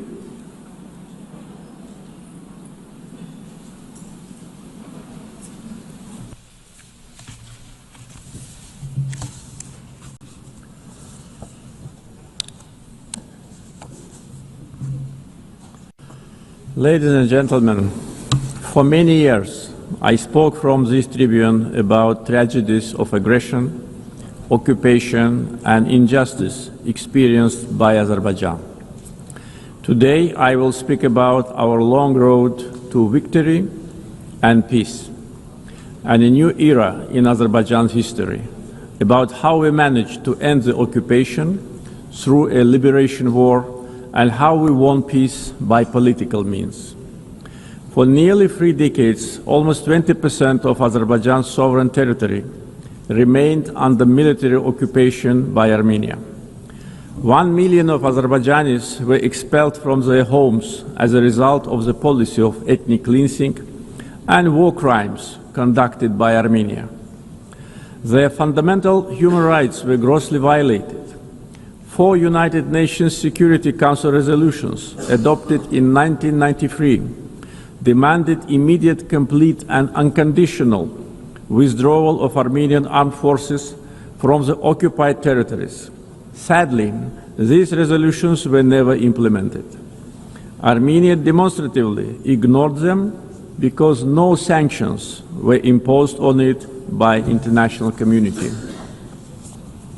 The OSCE Minsk Group, established in 1992 to facilitate a settlement, has failed in its mission.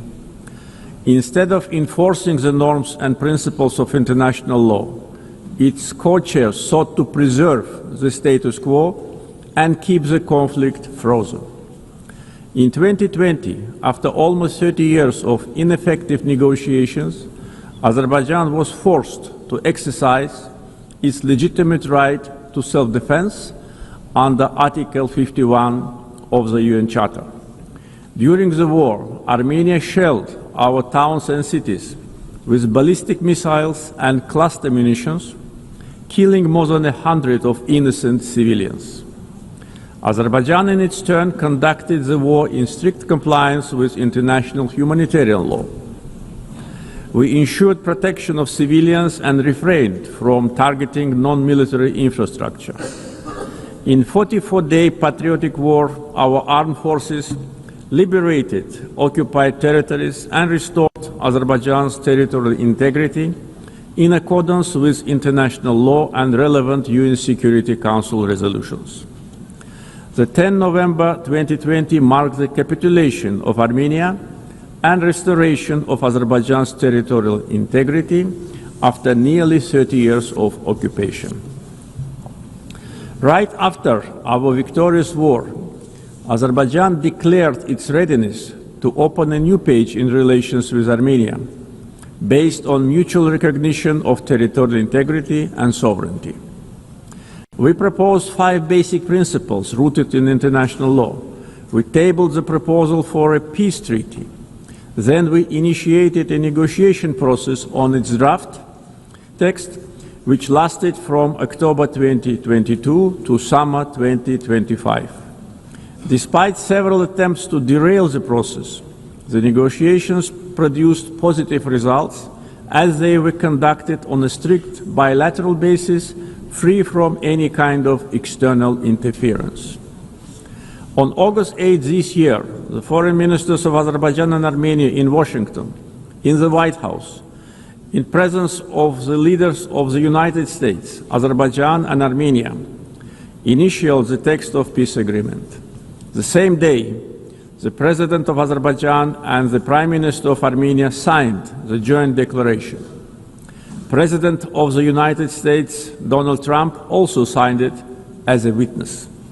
Moreover, Azerbaijan and Armenia jointly appealed for the closure of the OSCE Minsk Group and related structures as an obsolete mechanism no longer relevant to the peace process. Accordingly, on 1 September, the OSCE adopted a decision to permanently close these structures. Regional connectivity has been at the core of our vision for lasting peace. Another key outcome of the Washington summit is the Trump Route for International Peace and Prosperity, TRIP, which will ensure unimpeded access through the Zangezur corridor and foster regional connectivity. The recent Washington summit has also signaled a new phase in Azerbaijan-US relationship. Together with President Trump, we signed the Memorandum of Understanding between the two governments regarding the establishment of a strategic working group to develop a charter on strategic partnership between Azerbaijan and the United States. It opens new horizons for partnership in political, economic, energy, regional connectivity, defense, security, and other fields. The waiver by President Trump of the sanctions imposed on Azerbaijan in 1992 in the form of the Section 907 of the Freedom Support Act is a historic step as well. The permanent removal of Section 907 by the US Congress would eliminate a legacy of double standards and help strengthen trust and cooperation at a time when Azerbaijan is contributing to global security and stability. Overall, the agreements reached during my August visit to the United States carry historic significance. I want to express my gratitude to President Donald Trump for opening a new chapter in the US-Azerbaijan relationship, for his decision to elevate it to the strategic partnership level, and for his support to the peace process between Azerbaijan and Armenia. Right after the victory in the patriotic war of 2020, Azerbaijan started a large-scale reconstruction program in the liberated territories. During the time of occupation, Armenia leveled to the ground hundreds of Azerbaijani cities and villages, deliberately ruined 65 mosques. That was a policy of Armenia which was ruled by war criminals for almost 30 years. We are rebuilding villages and cities razed to the ground. Under the Great Return Program, already more than 50,000 people live, work, and study in the liberated territories. One of the gravest humanitarian challenges facing Azerbaijan in the post-conflict period is landmine contamination during the time of Armenian occupation. Since November 2020, more than 400 Azerbaijani civilians and military personnel were killed or seriously injured by landmine explosions. This massive contamination obstructs the safe return of displaced persons and delays reconstruction projects. Similarly, the tragic fate of nearly 4,000 Azerbaijanis who went missing during the Armenian aggression and occupation since the early 90s continue to require close attention and action. Ladies and gentlemen, coming to the global challenges we are facing, we believe that response must be inclusive, fair, and universal. Through its many initiatives, Azerbaijan has shown its clear commitment to advancing sustainable solutions. Azerbaijan is proud to have hosted COP29 last year, where we achieved important outcomes in advancing climate action, the green transition, and equitable access to financing. As a host of COP29, we guided negotiations towards ambitious and balanced outcomes, ensuring that all voices, particularly those of the developing world, were heard.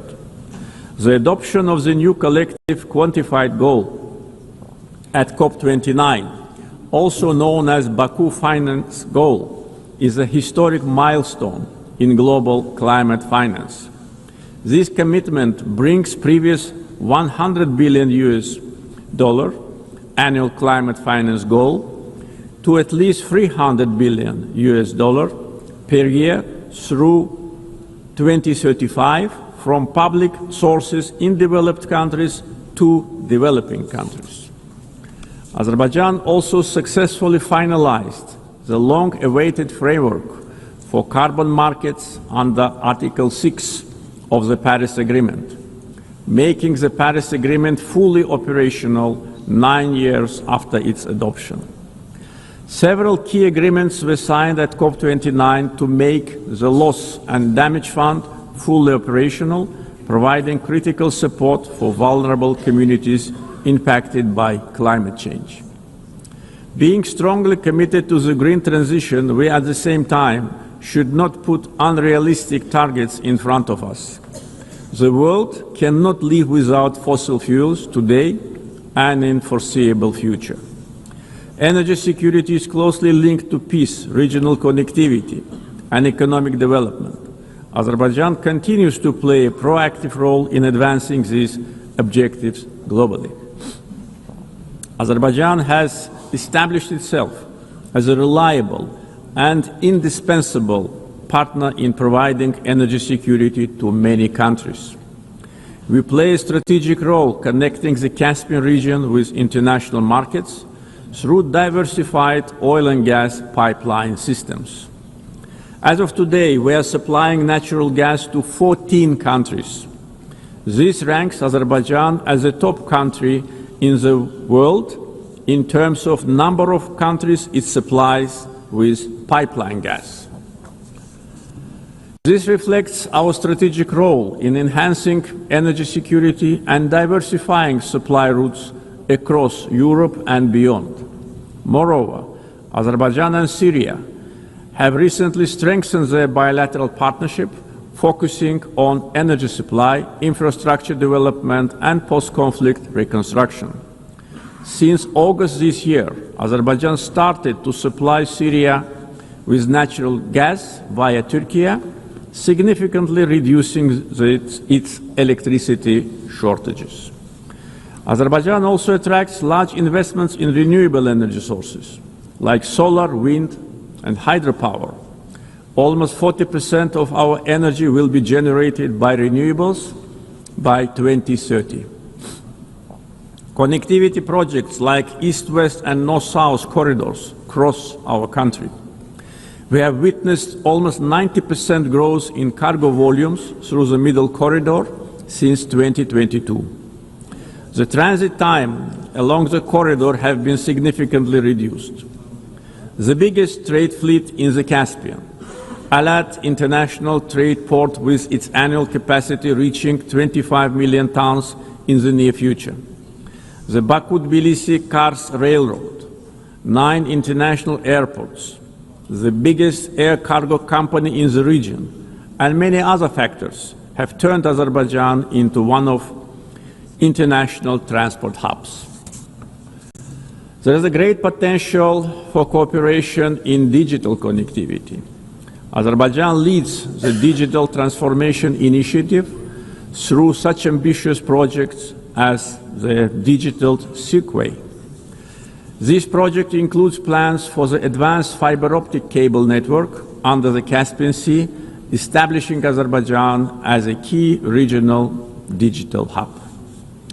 Azerbaijan achieved significant economic growth by focusing on diversifying its economy beyond oil and gas, developing the non-oil sector and improving the investment climate through reforms and transparency. Reducing poverty and unemployment to the historic low of 5% is another achievement of our country. Recently, 2 major international rating agencies, Moody's and Fitch, have increased Azerbaijan's ranking. Azerbaijan was provided with favorable investment-grade status, citing very strong external balance, low public debt, and substantial sovereign wealth assets as a key strength. This underscores our economic resilience, strong fiscal discipline, and favorable investment climate. Our foreign debt is only 6.5% of GDP, which is one of the lowest in the world. Azerbaijan's foreign exchange reserves exceed its foreign debt almost 16 times. Back in 2022, at the summit of the Caspian littoral states, I raised the issue of environmental degradation of the Caspian Sea. Today's situation is much worse. Caspian Sea is shrinking rapidly. The main reason is not climate change. Joint efforts of littoral states are needed to stop ecological catastrophe with unpredictable consequences. Azerbaijan is also ready to cooperate closely with the UN to tackle this problem. Ladies and gentlemen, Azerbaijan is proud of its global humanitarian assistance efforts. We are providing aid to countries affected by natural disasters, conflicts, and public health emergencies. Azerbaijan contributed to the COVID-19 response, donating financing, protective equipment, medical devices, and vaccines to more than 80 countries in need. Azerbaijan has entered a new era. We won both war and peace. We ended the occupation and started reconstruction. Justice has triumphed. Sovereignty has been consolidated, and peace is de facto reached. We stand prepared to share our positive experience. The achievements of the recent years are not only a victory and success of Azerbaijan, they are also a demonstration that international law must ultimately prevail. Our vision is clear: peace and development based upon international law, non-interference in internal affairs of states, mutual respect and cooperation. Let us together build a world without double standards, where justice is not selective, the rule of law is respected, and peace is achieved not through words alone, but through actions. Thank you.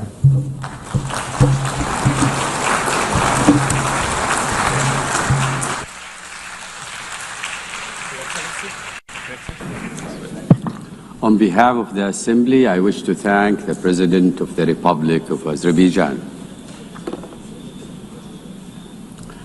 The Assembly will hear an address by His Excellency Zirkol Kohicic, Chairman of the Presidency of Bosnia and Herzegovina. I request protocol to escort His Excellency and invite him to address the Assembly.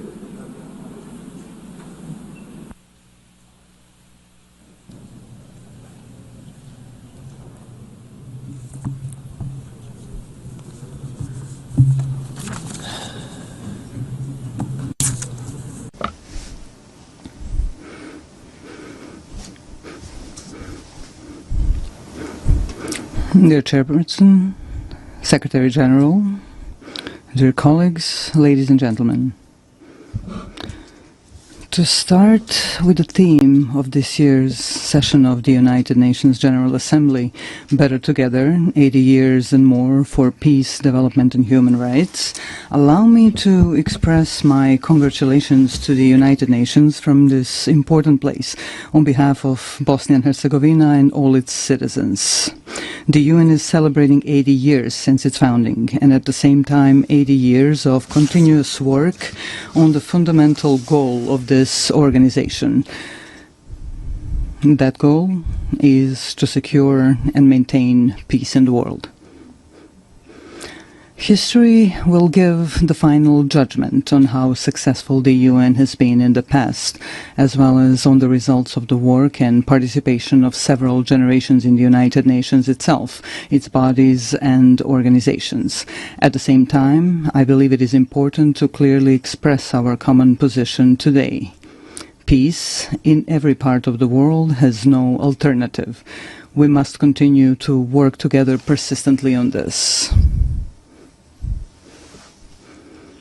I would like to believe that we all share the same positive opinion, that we must protect peace in every part of the world. However, reality and what is happening today in different parts of our planet clearly show us that world peace is often not in the interest of certain geopolitical actors. For them, conflict or war is a means to realize their own political and economic interests. These interests largely diverge from the goals set out in the United Nations Charter. If we add to this the fact that attempts are being made to change the borders of state around the world by means of armed force in a manner that is contrary to the United Nations Charter, we can draw a simple conclusion. International law is not applied equally to all states that are subject of that very international law. We have been witnessing that in the past period, certain armed conflicts have been deliberately provoked. What follows is the use of significant armed force, which a state with a smaller or weaker armed forces simply cannot resist.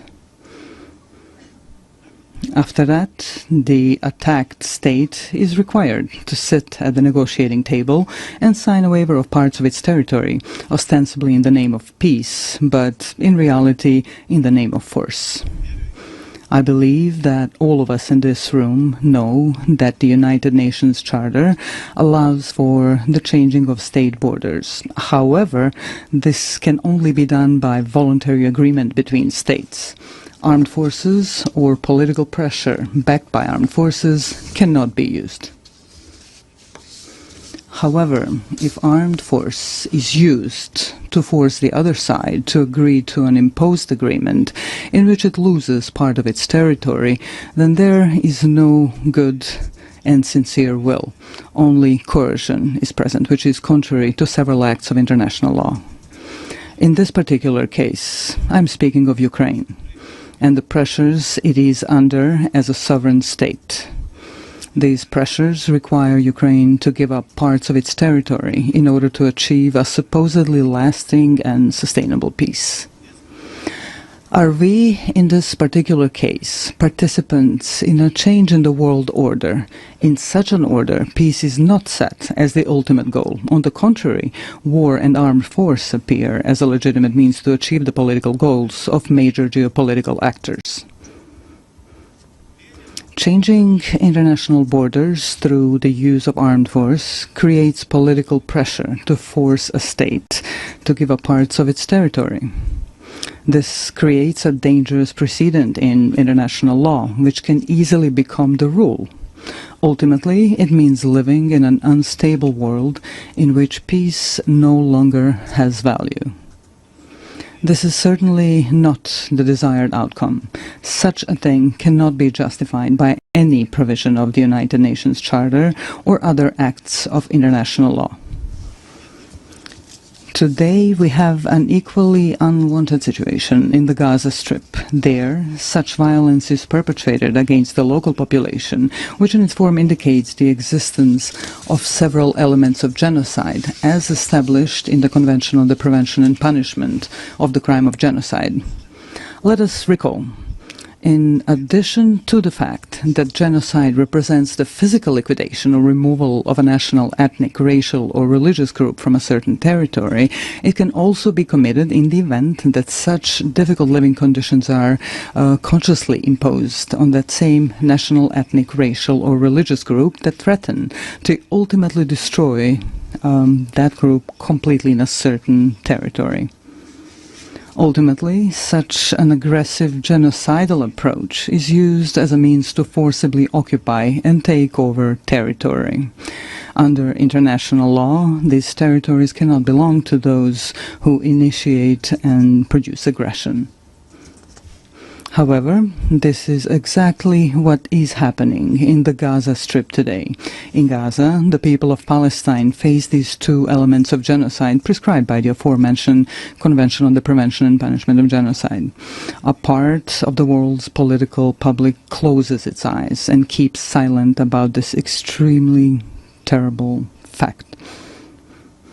And there is no political interest or even economic interest motivated by the intention to exploit natural resources such as oil or natural gas in that part of the Mediterranean, which could justify such a high level of genocidal violence against the local Palestinian population.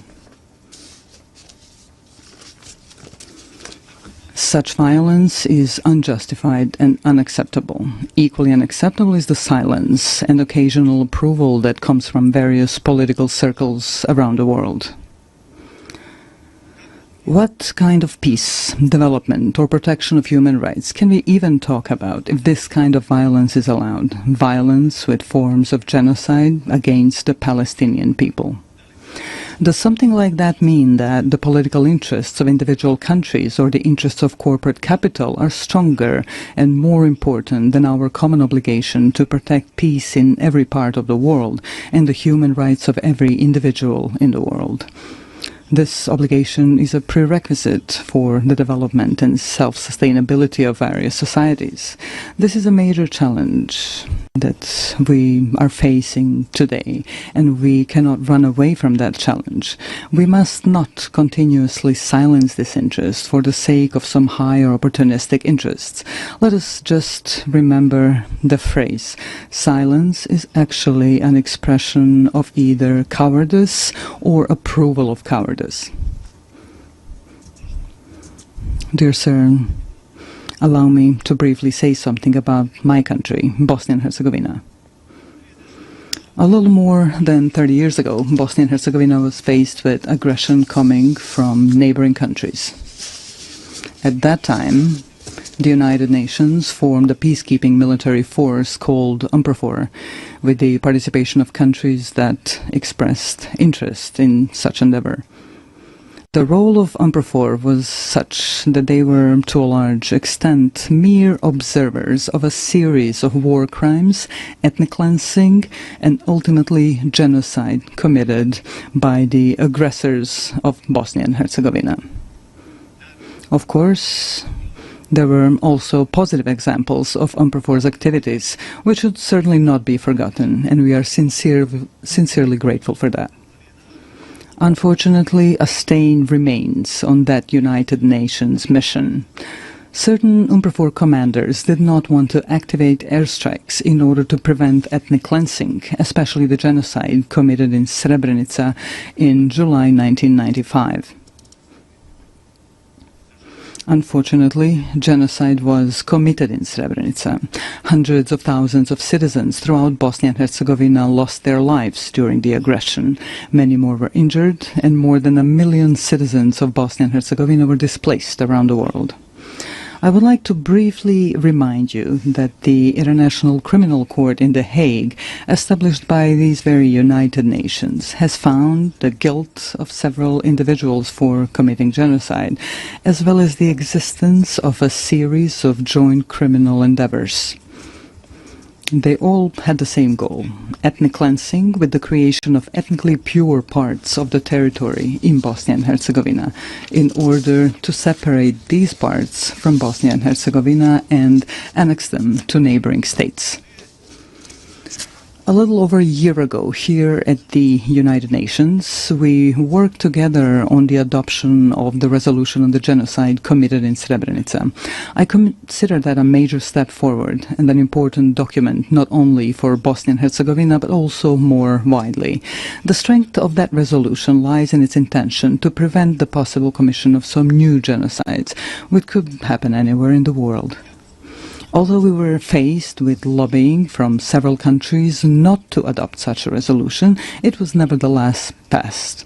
This created a new environment of preventive action through a culture of remembrance, so that genocide, the most terrible war crime, would never happen again. This is when we realized that there were states that, for their own political reasons or political convenience, were not ready to support the text of that resolution. That text is based on the rulings of the International Criminal Court in The Hague, which, I repeat once again, was founded by the United Nations. May such a refusal to support the text of the resolution serve to honor of those who lobbied against its adoption and those who did not give clear support to the resolution. I would like to remind you that during that period, in the 90s, the international community, through the United Nations, imposed an embargo on Bosnia and Herzegovina on the purchase of defensive weapons.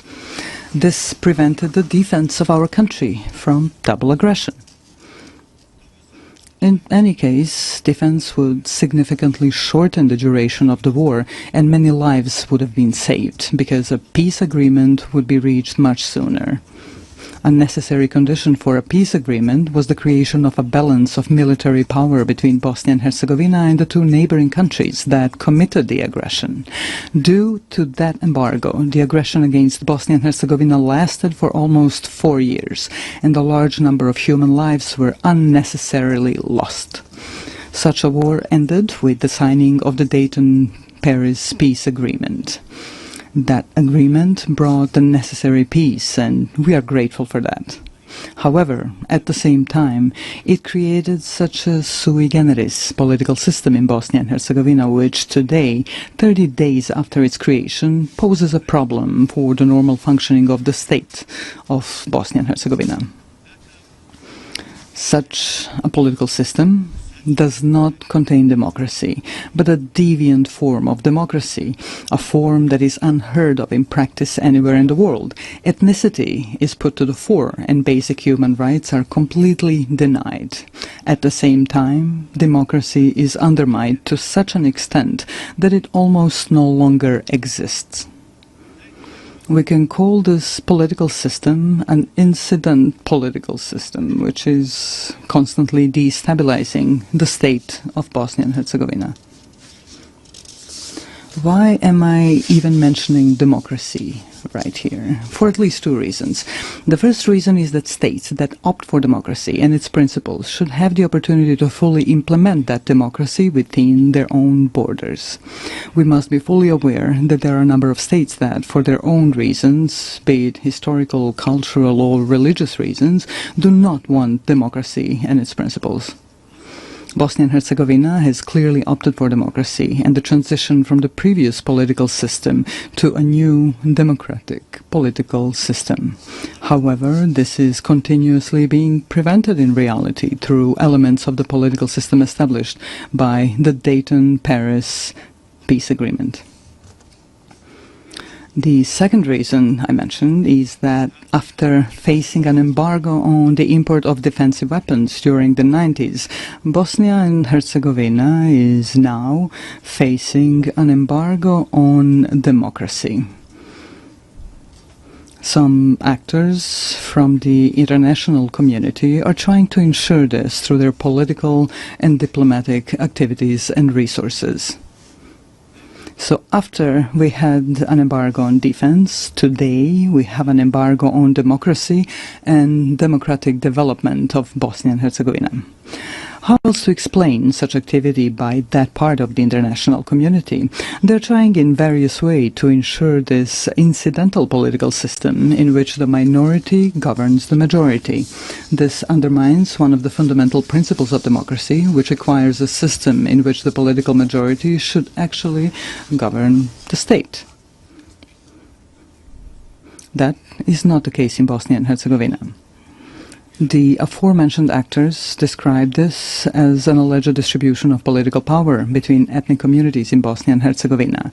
However, that undermines democracy so much at its root that it almost no longer exists in my country.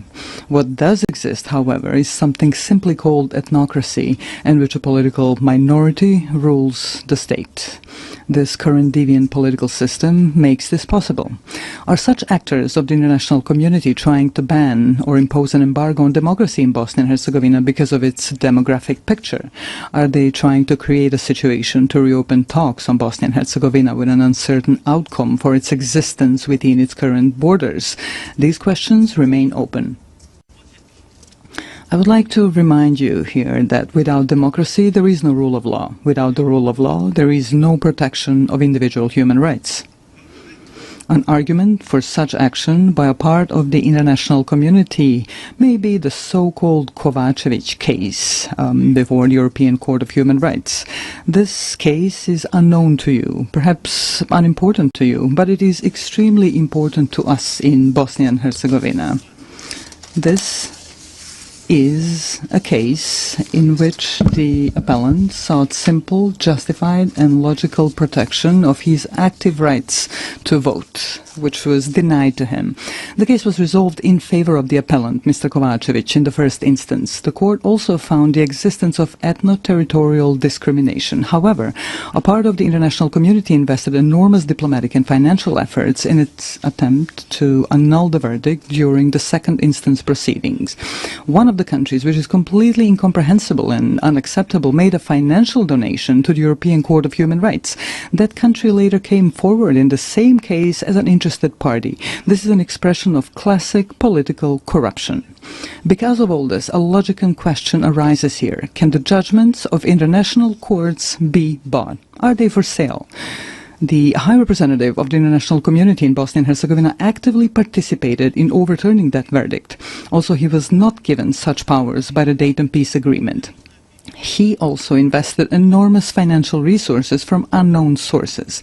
He did not have the necessary consent of the Peace Implementation Council for such actions. So, a completely identical situation occurred as with the adoption of the resolution on the genocide in Srebrenica. Some countries tried to negate the judgment of the International Criminal Court in The Hague by lobbying against the resolution. In the case that I am now citing as an example, some other countries tried and are still trying to annul the judgment through their own lobbying and broader diplomatic activity. This leads us to the conclusion that there is a part of the international community that simply does not allow democracy in Bosnia and Herzegovina. Yesterday, we faced an embargo on weapons necessary for the defense of our country. Today, we have an embargo on democracy and human rights. Therefore, I would like to briefly remind you of another United Nations document called the International Covenant on Civil and Political Rights.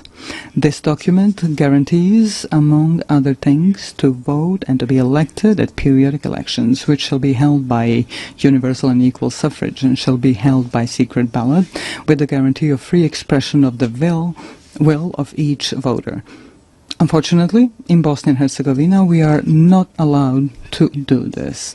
The international community is making great efforts to preserve discrimination and to deny democracy. The result is the lack of the rule of law, as well as insufficient and almost no protection of individual human rights.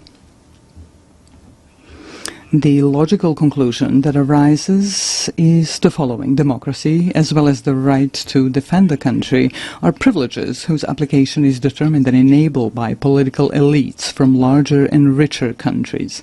Small countries and poor countries can only receive as much democracy as those who are larger and richer allow them to get. That is certainly not an expression of equality that we should all strive for today. here we come to the issue of human rights. To be more precise, I'm referring to the equality of every individual in their own country and beyond. This particularly concerns the right of every person to participate equally and as they wish in every aspect of social life in their country. We have a whole series of documents of acts of international law that guarantee such rights. This, therefore, raises an open question. Are we prepared to be consistent or persistent in protecting individual human rights in any part of the world, using the tools that the aforementioned international documents provide us with? Every issue of human rights protection begins with the fight against discrimination or any form of inequality of individuals in all their rights guaranteed to them by international law. The logical continuation of this are the documents or laws in different countries. Discrimination in any form is prohibited by international law. Unfortunately, very often we encounter situations where discrimination is silenced and even encouraged. Speaking from the perspective of Bosnia and Herzegovina, we have 5 judgments of the European Court of Human Rights that establish the existence of discrimination against citizens of Bosnia and Herzegovina based on their ethnic origin or place of residence. Some of the political elites in Bosnia and Herzegovina, as well as part of the international community present in Bosnia and Herzegovina, do not want to accept these verdicts or implement them through constitutional amendments. Therefore, the 5 aforementioned judgments of the European Court of Human Rights have not been implemented. The aforementioned 6th judgment in the case seeking the rejection of ethno-territorial discrimination was overturned thanks to pressure, donations and similar actions by certain countries. The person who was authorized by the peace agreement to implement that very peace agreement and to protect all aspects of that agreement also participated in this. This includes all acts of international law that speak of human rights. All of this leads us to difficult questions and even more difficult answers. Are human rights and the protection of the same privileges of the larger and wealthier societies and states, while those that are smaller and poorer are consciously and internationally bypassed in the protection of human rights? It starts from the right to life all the way to the right to equality and democracy. Finally, let me emphasize that we can only respond to all 3 open questions, which are the subject of this session of the United Nations General Assembly, through consistency and principled insistence on the protection of peace. Only in this way can we create the conditions for the unhindered development of societies in the member states of the United Nations and act together as active protectors of human rights in all parts of the world. Without that consistency on those issues, we will once again be just a group expressing concern over deviant phenomena in the world, such as wars, violent border changes, genocide and war crimes, denial of human rights. In fact, we will do nothing more than express our concern. The consistency I'm referring to means complete determination to confront various deviant phenomena in the world through the tools provided to us by international law. We must be resolute and unwavering in our intentions to protect the fundamental values of the United Nations without making any distinction between states as subjects of international law. Within this determination, I call upon you to do the following. Let us not differentiate between ourselves, dividing us into large and small countries, rich and poor. Together, as an organization, let us actively seek and facilitate solutions to all the outstanding issues that arise in the world. Peace is not a privilege. Peace is an obligation of all of us, which we must ensure at all times and in all places. Likewise, human rights are not a privilege. Human rights are a permanent civilizational obligation, which we must continuously fulfill. This is certainly an ongoing challenge, one that generations before us have faced and that generations after us will keep facing. Our mission is to leave them a better world than the one we live in now. Such a goal requires persistent and continuous active work. Ladies and gentlemen, Your Excellencies, thank you for your attention.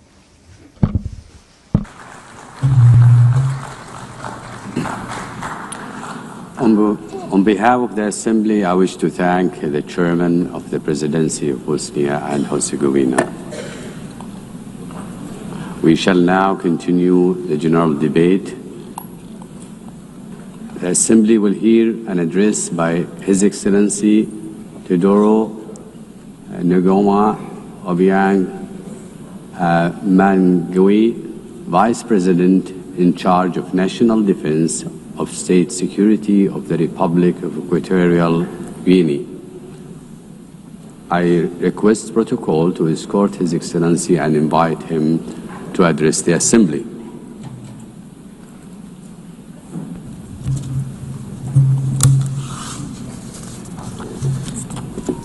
Excelentissima. Your Excellency Ms. Annalena Baerbock, President of the 80th session of the United Nations General Assembly. Heads of State and Government, Heads of Delegations, Excellencies, Your Excellency Mr. Antonio Guterres, Secretary General of the United Nations, ladies and gentlemen, I am honoured to take the floor on behalf of His Excellency Obiang Nguema, President of the Republic of Equatorial Guinea, to share with you my country's most dearly held convictions at this 80th session of the General Assembly, being held at a time in which the world is calling for a fairer, more equitable and effective international system.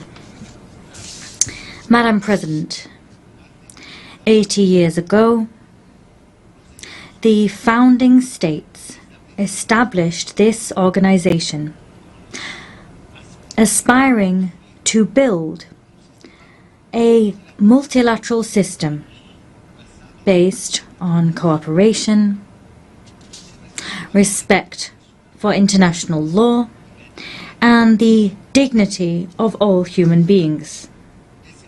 This commitment was enshrined in the United Nations Charter. That charter remains a lodestar for states' collective action. Today, under the theme Better Together, 80 years and more for peace, development and human rights, we celebrate important achievements. The UN, over these 8 decades, has been a universal forum for dialogue and a space for international cooperation. It has helped to avoid conflicts. It has supported decolonization processes. It has promoted sustainable development. And it has served to pique our moral conscience in service of human rights. However, this anniversary must serve as an opportunity for critical self-reflection. It would be a mistake to simply mark the anniversary and not to recognize the woeful shortcomings of our multilateral system. Excellencies, the peoples of the world trust in the United Nations to tackle the major challenges of our time. Armed conflicts, violence, climate change, growing inequalities, migration crises, cyber threats, and the lack of technological transfer are all some of these challenges. However, all too often, the response provided to those challenges has fallen short.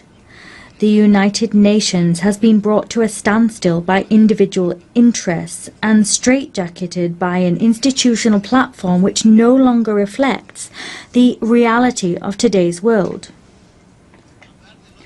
Talking about leaving no one behind becomes meaningless if millions remain marginalized in systems of dependency and exclusion. The Security Council, the body responsible for upholding international peace and security, is perhaps the clearest example of the extent to which the United Nations is out of step. 8 years after its inception, the UN's membership structure remains rooted in the geopolitical state of play we had in 1945, and not that we see in the 21st century. Consequently, the United Nations' legitimacy and representativeness are quite rightly called into question.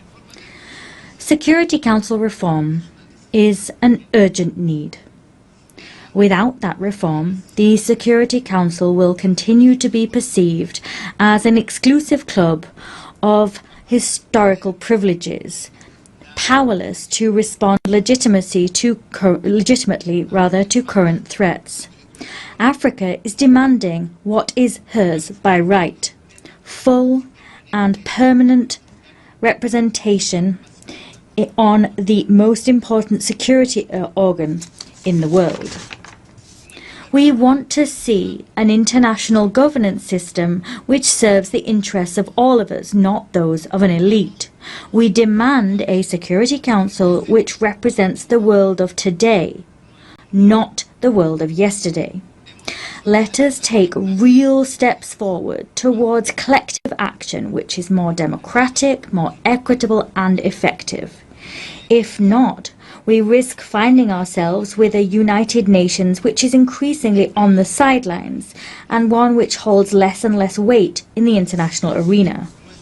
Our commitment with this organization remains intact. We believe in the United Nations. We believe in the strength of international law and the force it holds. We believe in international cooperation as the only way to address challenges which no nation, however powerful it may be, can resolve alone. Our commitment is not unthinking. Rather, it must be rewarded with results, reforms, and a UN that can move with the times. On this anniversary, we must recall that peace, development, and human rights are inextricable pillars. Peace is not sustainable without development. Development is false if it is not rooted in dignity and rights for all. As such, let us state here again that we remain steadfast in our support for Agenda 2030, despite the fact that we recognize difficulties and delays in its implementation. Agenda 2030 is a collective commitment which reflects our desire to build a world free of poverty, free of hunger, and with dignity for all. However, we have less than a decade to fulfill it, and the pace of progress is all too slow. Excellencies, climate change is the greatest threat of our age. The most vulnerable nations pay a disproportionate price for climate change. At the same time, major emitters drag their heels with commitments. Climate justice is not a token gesture. It is a moral and legal obligation. Equatorial Guinea also defends the principle of sovereignty between states. Every people has the right to design its own development model, free of interference and arbitrary sanctions which undermine their independence. We must believe in a world of peace and create one, a world in which no country is considered an enemy for being the friend of another, allow me to share with you a recent example of the contribution that Equatorial Guinea makes to international peace. The historic agreement reached with the Republic of Gabon on the sovereignty of the Mbanye, Cocoteras and Conga Islands.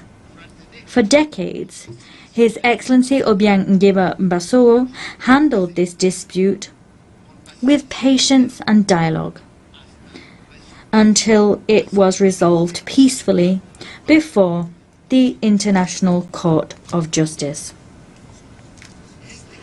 This case has not only created a historic precedent on the African continent, rather it demonstrates also that conflicts can be resolved in accordance with the spirit of the UN Charter and in line with states' political will. Excellencies, promoting human dignity is a shared responsibility. Equatorial Guinea reaffirms its commitment to the protection of the rights of the child and those of persons with a disability. Rights to food security, housing, drinking water, and the sovereign exploitation of natural resources are an inextricable part of human rights as a whole. Without dignity that comes through material comfort, freedom is an empty ideal. Faithful to the principles of an inclusive international community, we insist that the economic, commercial and financial embargo imposed on the Republic of Cuba be lifted.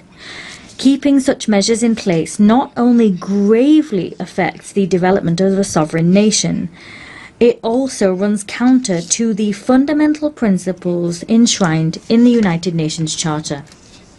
Excellencies, to conclude, allow me also to address businessmen and women.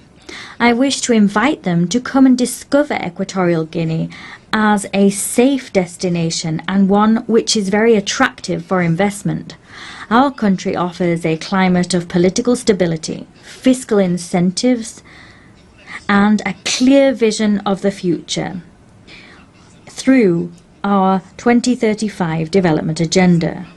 We encourage you to accompany us on this journey, a journey which will not only generate shared dividends, but which will also consolidate the inclusive and sustainable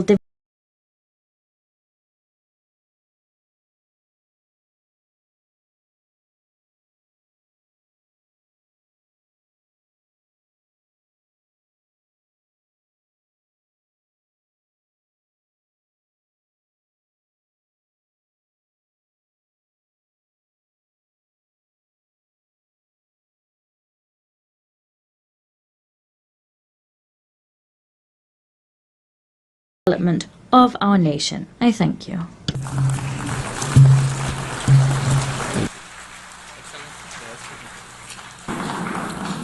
On behalf of the Assembly, I wish to thank the Vice President in charge of National Defense and State Security of the Republic of Equatorial Guinea. The Assembly will hear an address by Her Excellency Josephine Joseph Lago, Vice President of the Republic of South Sudan. I request protocol to escort Her Excellency and invite her to address the Assembly.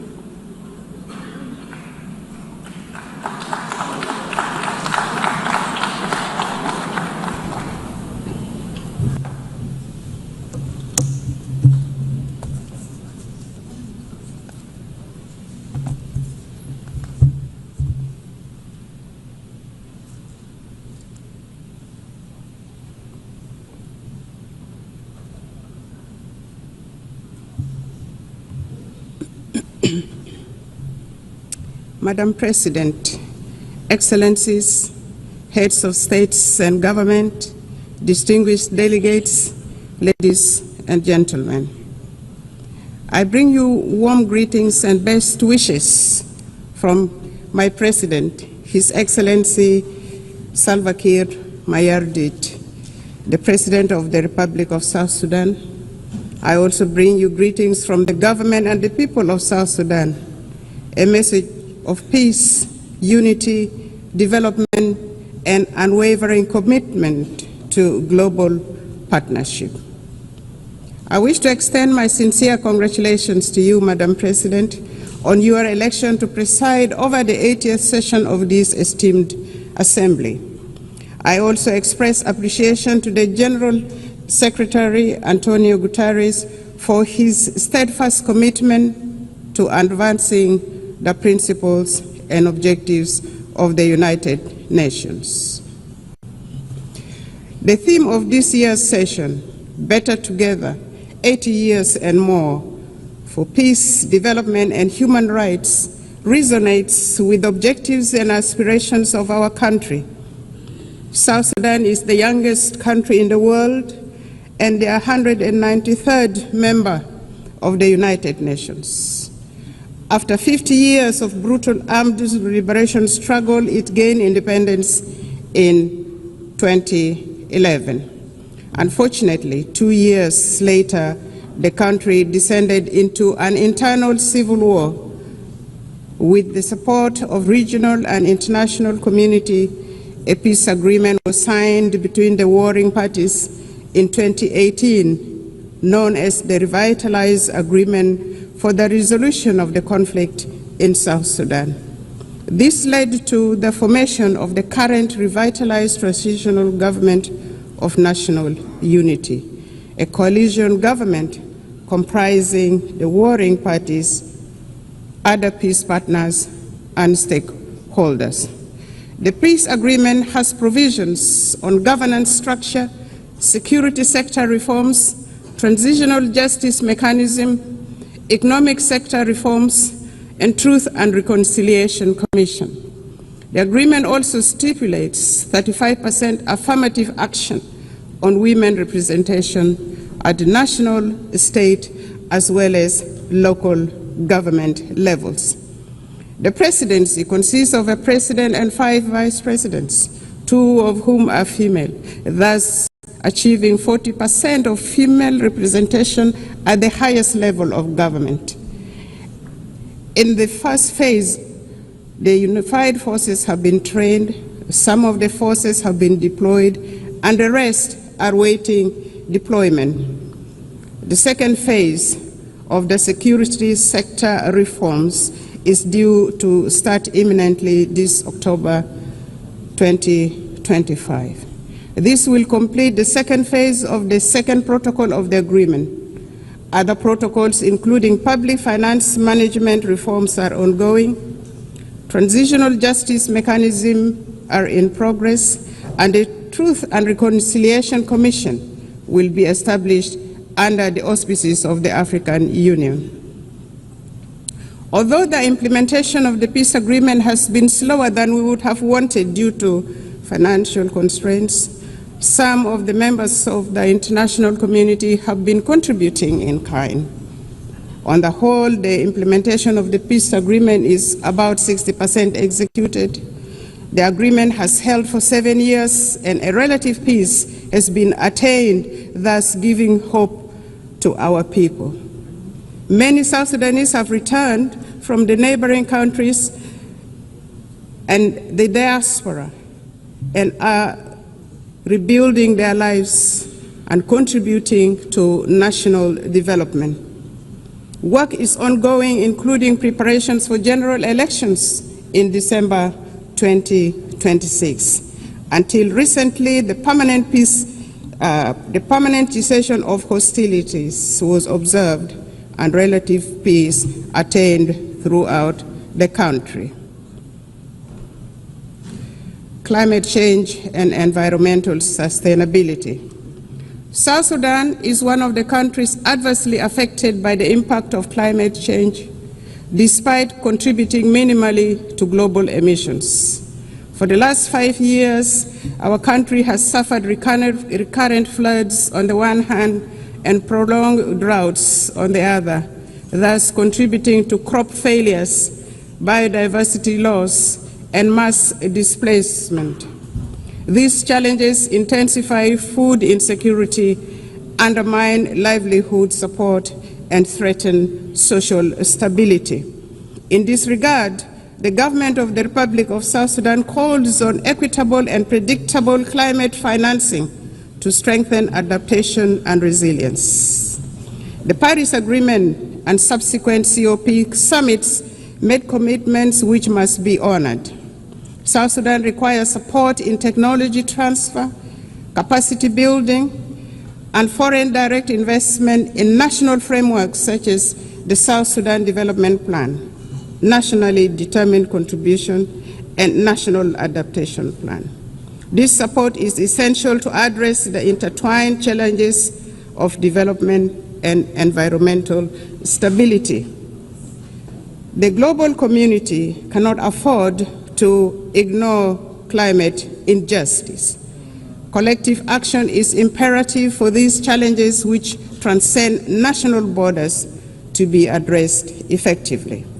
South Sudan has embarked on planting of 100 million trees by 2030, expanding renewable energy generation and strengthening water infrastructure with women, youth, and people with disabilities at the center of these efforts.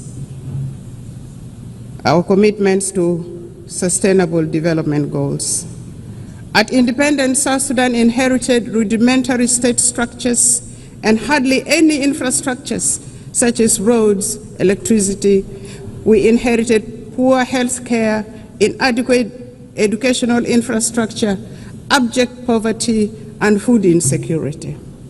The SDGs are aligned to our national priorities. For example, each vice president is in charge of a cluster which includes governance cluster, economic cluster, service delivery cluster, infrastructure cluster, and gender, youth, and humanitarian cluster.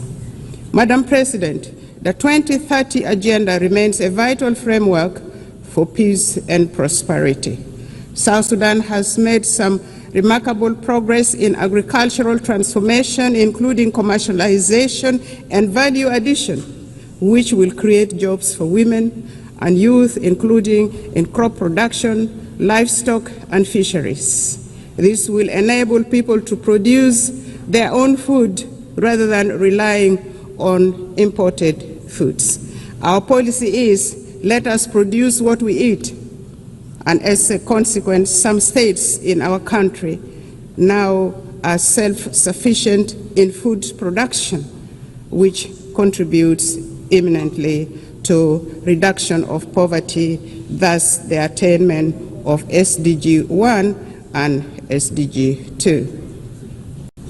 In collaboration with our development partners, government is providing health care, building health care infrastructure, improving maternal and child care, raising awareness about communicable diseases, and providing vaccinations for diseases such as cholera, mpox, and malaria.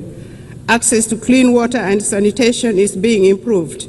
As part of the health sector transformation program, we aim to attain universal health care for all in South Sudan. The recent pandemic outbreaks around the world revealed the urgencies of strengthening health systems and equitable vaccine access. South Sudan advocates for global health framework that prioritizes preparedness for pandemics and embraces health as a universal human right. In his latest statement to Parliament in June 2025, His Excellency President Salva Kiir Mayardit identified education as a key priority area for the government. There is improved enrollment in primary schools and secondary schools, and many young people are aspiring now to go to universities and colleges. Enrollment has risen from 300,000 to 2.1 million children, with gender parity in primary schools nearly achieved. This is a remarkable national achievement. There is focus on teacher education to improve the overall quality of education. Despite these efforts and achievements, 2.8 million of our children are still out of school. South Sudan has expanded programs to promote girls' enrollment and retention in schools while investing in technical and vocational skills training for women and youth.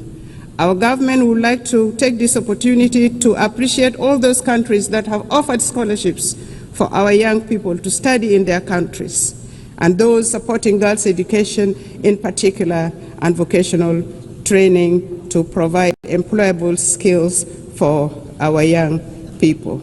But more clearly needs to be done. South Sudan is a young population. Over 60% of the population is under the age of 30 years. In any society, the youth are the future of the country and the future of the society. Our youth are a source of great pride. South Sudan's recent participation in the Olympics Games in Paris last year was a unifying moment for the people of South Sudan and Africa at large. South Sudan athletes showcased talent, discipline, and resilience, embodying the spirit of a nation determined to rise. Sports have become a powerful force for unity, inspiring hope, and bringing communities together across our young nation. The South Sudan basketball team emerged as the best team in the continent of Africa during the last Olympic Games and nearly beat the defending champion in the world. Since independence, and in line with the Transitional Constitution 2011 as amended, we have taken steps to integrate gender equality into our governance and development agenda. Notably, South Sudan has enshrined 30% of women participation in public life at all levels of government. In addition to the two female vice presidents, our cabinet, the national cabinet, and state cabinets comprises of 30% of female representation. And our speaker, the Speaker of the National Transitional Assembly, is also a female. We have adopted national gender policies to advance women's rights and are working to harmonize our laws with international commitments. Efforts have been made to address gender-based violence through new legislation and establishment of a special court. We have mainstreamed gender into the National Adaptation Plan and nationally determined contributions for climate change. We are committed to advancing women's economic empowerment by improving access to land rights and credit facilities while creating opportunities for women entrepreneurs. To achieve the SDGs, we must shift from commitments to action, emphasizing multilateral cooperation, fair trade, debt relief, and tailored support for fragile and conflict-affected states. South Sudan has been advocating for debt cancellation and the support of the international community to complement these efforts will be appreciated. Financing for development. Transforming aspiration into results require adequate financing.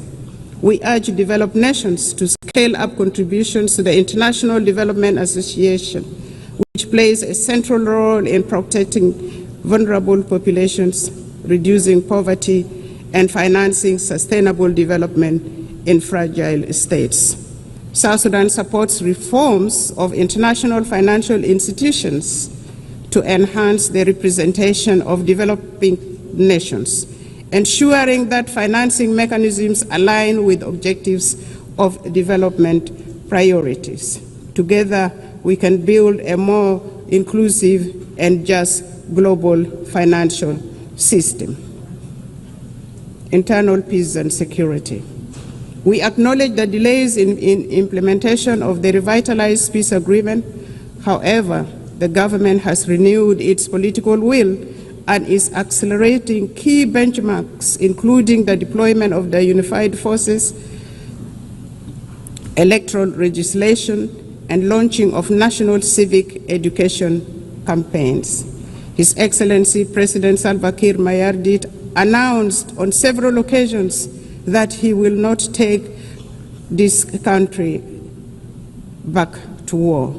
and this became a theme of our engagement to restore peace and stability in the country.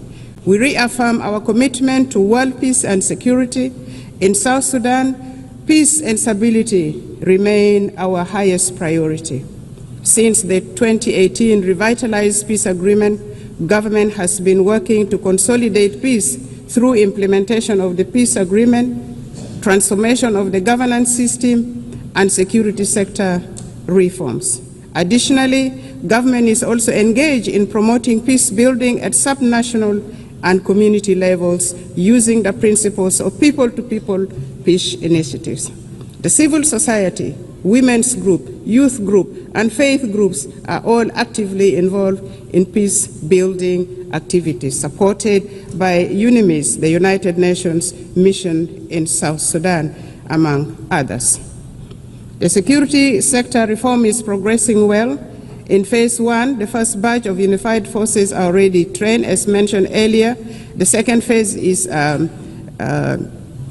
ongoing. At the same level, the governments at state levels are disarming civilians to bolster security. The aim is to have one national army under one commander-in-chief, contrary to the current state of affairs where the country has several commanders-in-chief, in which in itself is a source of insecurity.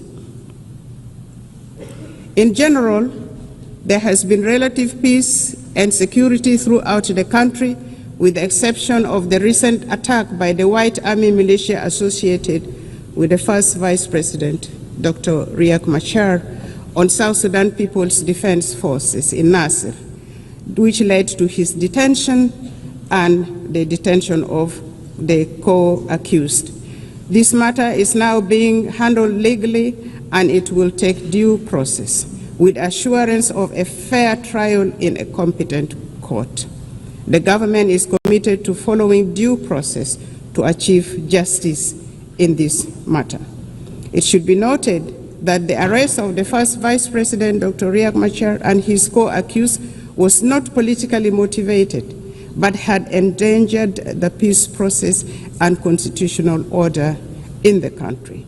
Notwithstanding the legal proceedings, Dr. Riek Machar and others have been formally charged and presented to court.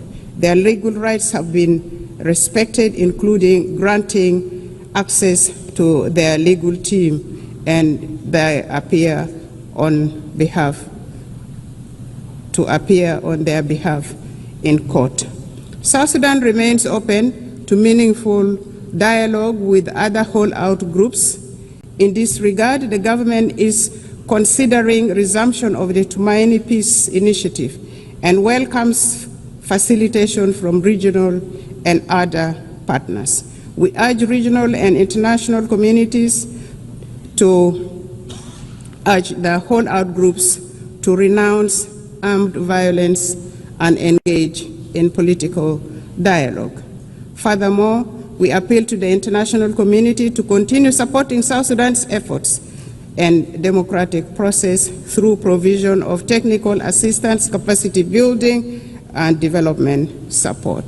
It is worth mentioning that consolidating peace in South Sudan is not only vital for our people, but also for stability across the Horn of Africa, the Great Lakes, and beyond. Since our last statement to this General Assembly, South Sudan has embarked upon a transformative journey.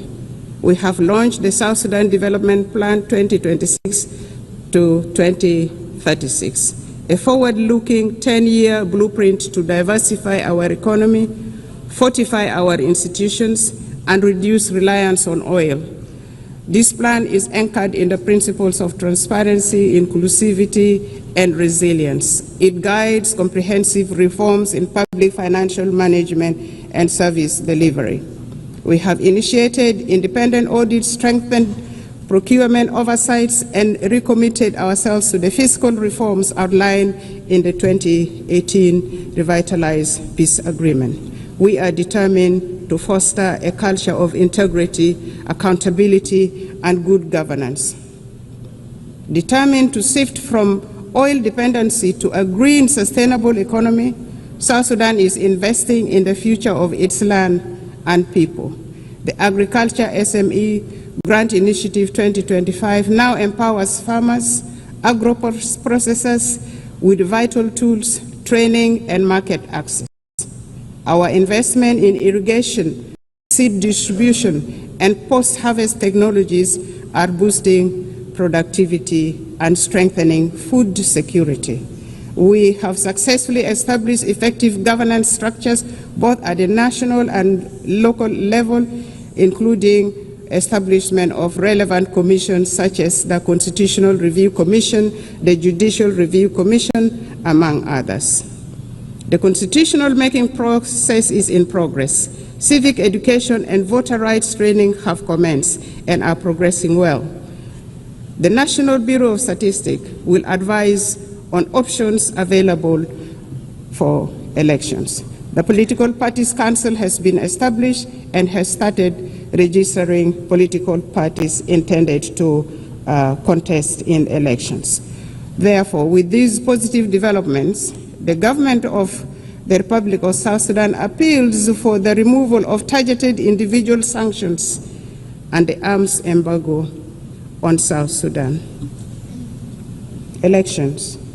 According to the peace agreement, the transitional period must end with the conduct of general elections currently scheduled for December 2026. This will enable the people of South Sudan to democratically elect their leaders for the first time in the history of this young nation.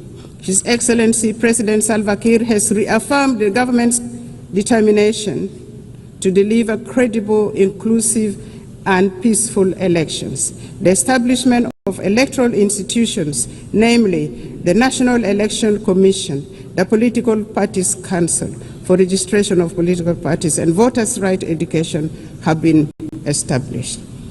The Bureau of Statistics has been restructured to deal with the issues of census. The restructured Permanent Constitution Review Commission has been actively working to ensure that the country has a new permanent constitution by the time of the general election in December 2026. Civil society groups are being facilitated and have started civic education of the general public, especially among women and the youth. South Sudan is committed to promoting and protecting human rights. We are strengthening national institutions, promoting accountability, empowering women and youth. We have taken steps to integrate gender equality into our governance and development agenda, not forgetting the people with disability. Civil society is actively engaged in the promotion of human rights and civic education. We believe constructive engagement and dialogue are the best path for building resilient and just institutions. Some regional concerns. Madam President, South Sudan and Sudan share deep historical and economic ties, as well as the longest border in the region. For instance, South Sudan's oil is at the moment being transported through Sudan. Developments in Sudan directly affects development in South Sudan. Since the outbreak of conflict in Sudan in 2023, South Sudan has opened its doors for Sudanese refugees and returnees from Sudan.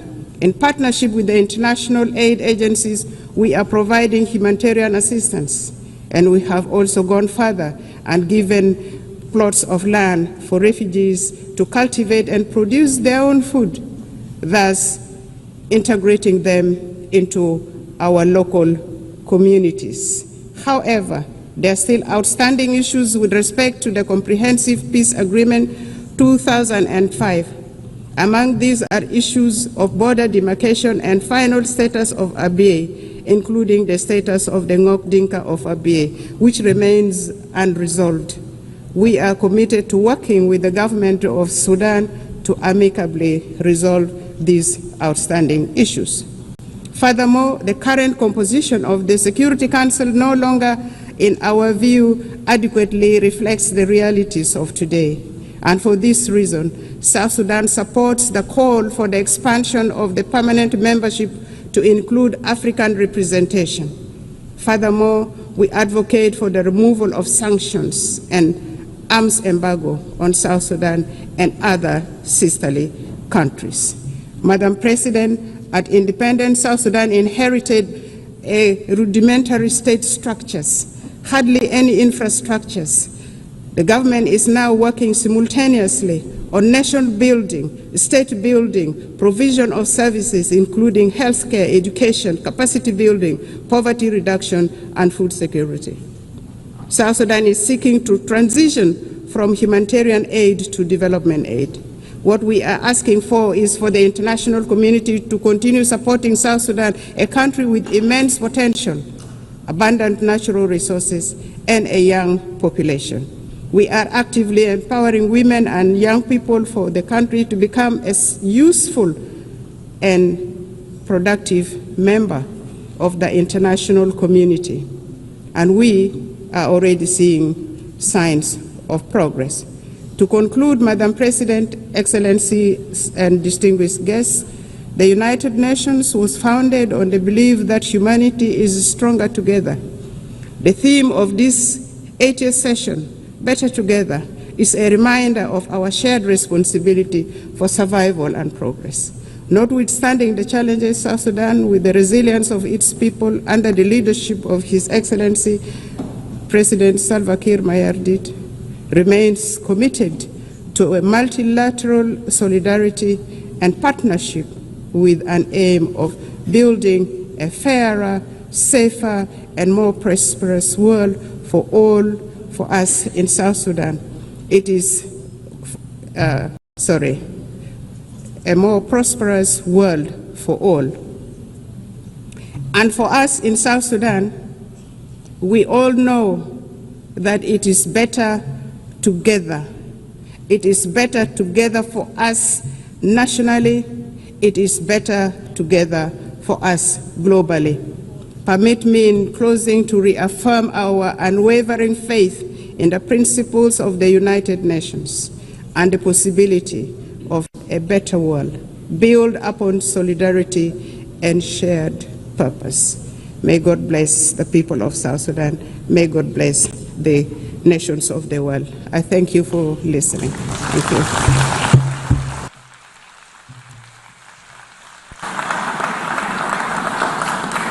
On behalf of the General Assembly, I wish to thank the Vice President of the Republic of South Sudan.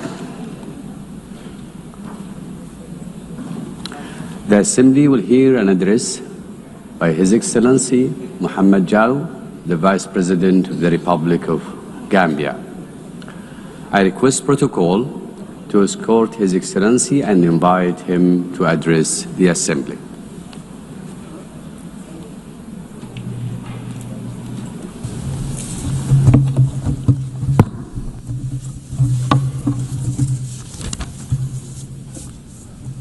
Bismillahirrahmanirrahim. Your Excellency Annalena Baerbock, President of the 80th Session of the United Nations General Assembly, His Excellency Antonio Guterres, Secretary General of the United Nations, Your Majesties, Excellencies, Heads of State and Government, Heads of Delegation, distinguished delegates, ladies and gentlemen. As we commemorate the 80th anniversary since the founding of the United Nations, it is with great honor and profound sense of commitment that I stand before you to deliver this statement on behalf of His Excellency, Mr. Adama Barrow, who could not be here due to circumstances beyond his control. At the outset, allow me to convey warm greetings and best wishes for a successful session from His Excellency, Mr. Adama Barrow, the President of the Republic of the Gambia, and government and people of the Gambia. Madam President, let me also use this opportunity to congratulate you on behalf of the government of the Gambia on your election as President of the 88th Session of the United Nations General Assembly. Your election is a testament to the importance our organization attaches to gender mainstreaming and the empowerment of women. It constitutes an affirmation that more than ever, women are capable of leading organizations like the United Nations and achieving remarkable success. The Gambia, therefore, assures you of its unwavering support and continued cooperation in the discharge of your duties while reaffirming our faith in the relevance of multilateralism and the sacrosanct foundational principles of the United Nations Charter.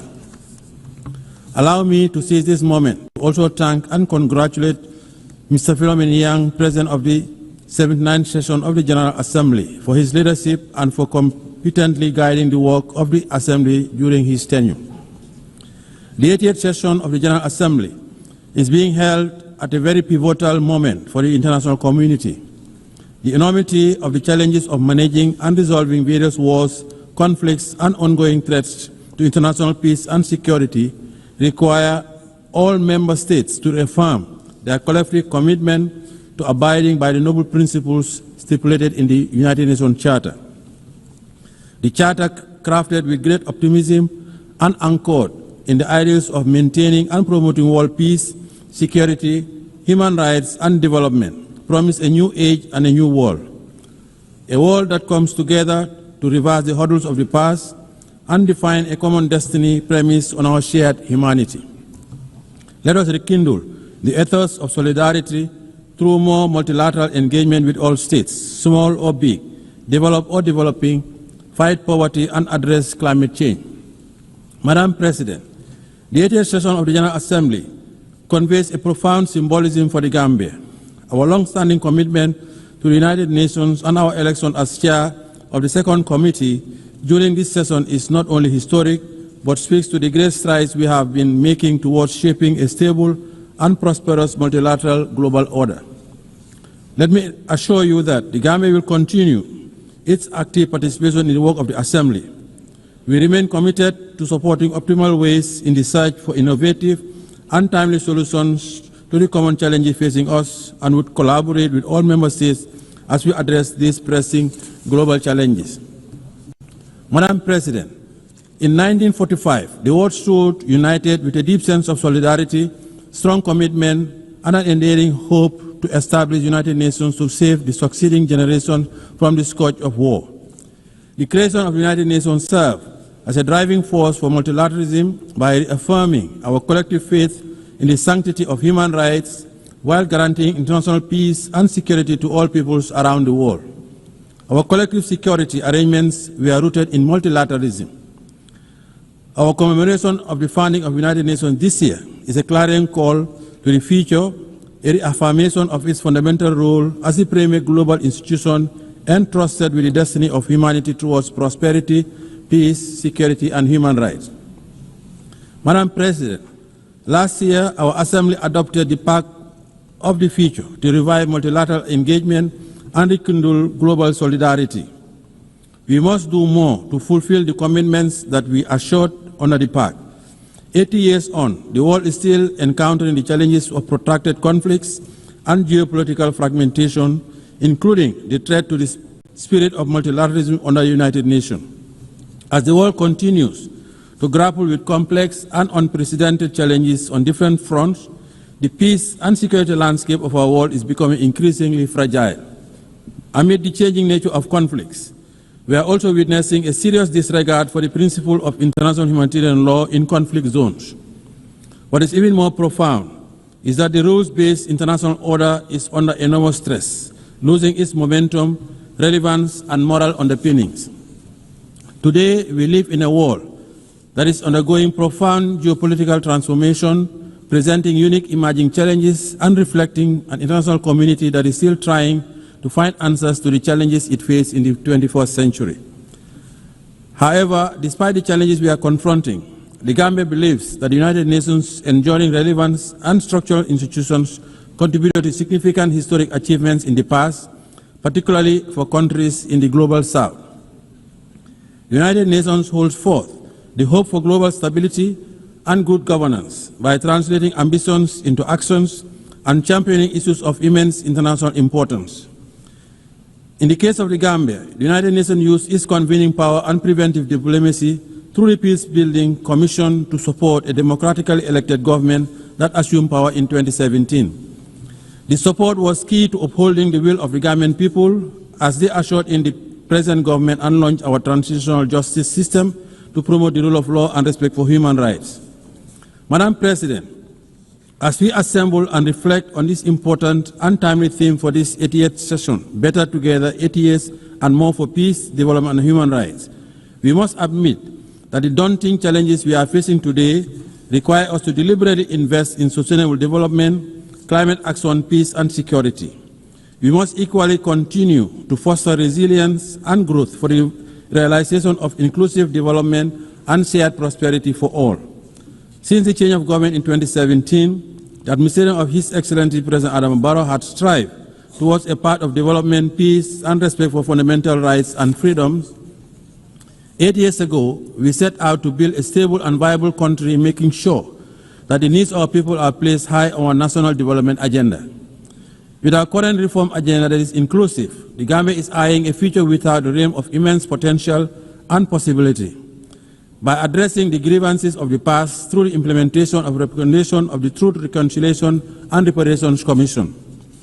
In the past 8 years, the government has also organized several elections in a credible, impartial and transparent manner, in line with domestic laws and international norms and standards, and plans are on for holding presidential elections next year. We are committed to consolidating participatory democracy, sustainable development and good governance, as we have done for the past 8 years. Madam President, in our drive for greater reform, the government of the Gambia will continue to take the appropriate people-driven and informed policy decisions to strengthen institutions and design processes aimed at promoting and protecting human rights as well as addressing past violations. As we look forward to consolidating, building strong state institutions and reinforce the never again principle, the government is ushering in legislative reforms and expanding the scope of our criminal jurisdiction to prosecute international atrocity crimes. Since reforms include the enactment of the Special Prosecutor's Office, Act 2024, giving that office the mandate to deal with offenses that constitute international crimes and serious rights violations, and for the first time, the enactment of an Anti-Corruption Act, a significant step towards the organization of an Anti-Corruption Commission. These are all part of our national efforts to deliver restorative and transformative justice, build a clear path towards nation building, and lay a foundation for social justice, as well as prevent impunity.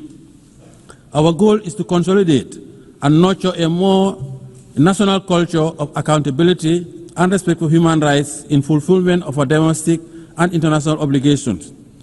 To support our national development ambitions as enshrined in our National Development Plan, we continue pursuing a national budgeting mechanism that is grounded on human development, fiscal stability, education, and building critical infrastructure to promote development and investment. Madam President, our primary social contract with the Gambian people is to meet the demands of our socio-economic challenges whilst at the same time encourage citizen participation and engagement in democratic governance. This propels us to ensure that our democracy continues to thrive, respect for fundamental rights robust, expansive and comprehensive, and the building of institutional mechanisms. In building a peaceful society, we continue to recognize the integral role of women and their representation and participation in political affairs and public life. We also continue to promote media freedom and the right to assembly and freedom of expression as guaranteed inherent rights through coordinated and sustained actions. As a government, we encourage constructive engagement with our citizenry, particularly the young people, and respect their rights to participate in democratic functioning of the state. In view of our own experience with governance challenges, we value the need for addressing the consolidation of democracy and good governance in our neighborhood. It is in this spirit the Gambia recently hosted the Sahel Governance Forum, which seeks to galvanize a multi-stakeholder convergence to address the governance challenges that continue to hamper regional peace, stability, and development. We are confident that such forum will provide the right opportunity for systematic discussion on finding definitive solutions to the rising tide of violence, insecurity, and instability of the Sahel. Madam President, With its strong commitment to the promotion and protection of international peace, security, and human rights, the Gambia continues to be a member of the African Union Peace and Security Council, the United Nations Human Rights Council, and a police and troop contributing country to UN, AU, and ECOWAS peacekeeping missions around the world. By serving on this important council of the continent and taking part in peacekeeping operations, the Gambia continues to prioritize the maintenance of international peace and security, including the consolidation of political and democratic governance and strengthening partnership for African security. It is significant that the African Union and the United Nations continue to work together to address regional peace and security matters, including the recalibration of our preventive diplomacy tools for maximum impact. We need to strengthen the early warning mechanisms as well as prioritize the protection of children affected by armed conflict. Madam President, by echoing the mantra of the Africa we want and an Africa at peace with itself, the Gambia believes that more needs to be invested towards conflict prevention as part of efforts to respond robustly to challenges of insecurity and underdevelopment, particularly through resilient building. We call on the United Nations Security Council to step up and meet its responsibility towards the resolution of conflicts in Africa and beyond. The rising level of inequalities are indicative of the unequal global economic system, creating huge imbalances for countries in the global south, particularly in Africa, to address poverty, debt, and unemployment. It is indeed disheartening that 5 years towards the end of the targeted Agenda 2030 deadline, much remains to be accomplished and the realization of its goals and ambitions appear to be profoundly remote. Madam President, in 2025, when the world should be forging towards a path of development and prosperity, we are once again confronted with the scourge of more conflict and war. Therefore, the 2025 Peace-Building Architecture Review presents a unique opportunity to agree on building stronger preventive arrangements and measures for conflict prevention. The ongoing conflicts raging around the world would need to stop immediately. The unnecessary deaths, displacement, and untold suffering of civilians from Palestine to Sudan, Lake Chad Basin, Ukraine to Russia, Haiti, Libya to the Sahel, and in other corners of the world is unacceptable. As members of the United Nations and as conscientious global citizens, we cannot relent on our collective quest for durable peace. We must continue to pursue responsive and purposive actions by exhorting the parties to the conflicts and make progress on key milestones on their journey to political dialogue. We must all assist by putting in necessary security arrangements and frameworks for ending conflicts, including the protection of civilians, particularly women, children, and the elderly. Parties to the conflicts must allow immediate and uninterrupted humanitarian aid to reach the suffering population, and they must commit to ending the hostilities. It is the responsibility of the international community to collectively muster the necessary political will and courage to end intractable conflicts.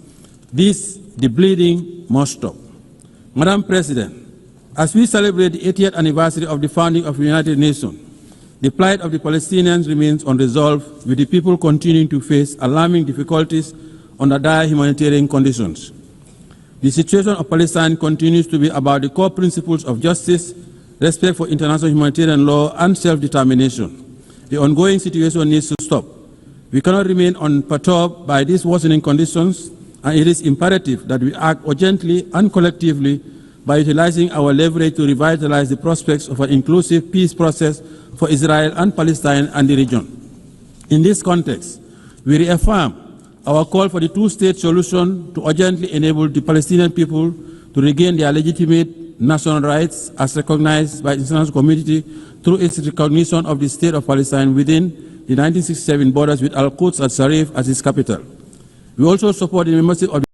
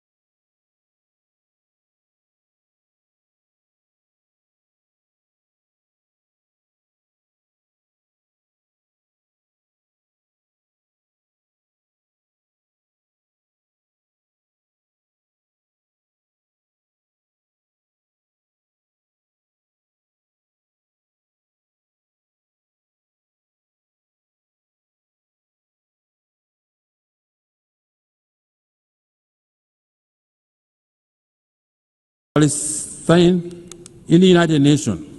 In this spirit, we express our appreciation to the Kingdom of Saudi Arabia and France for the recently concluded high-level conference on the question of Palestine.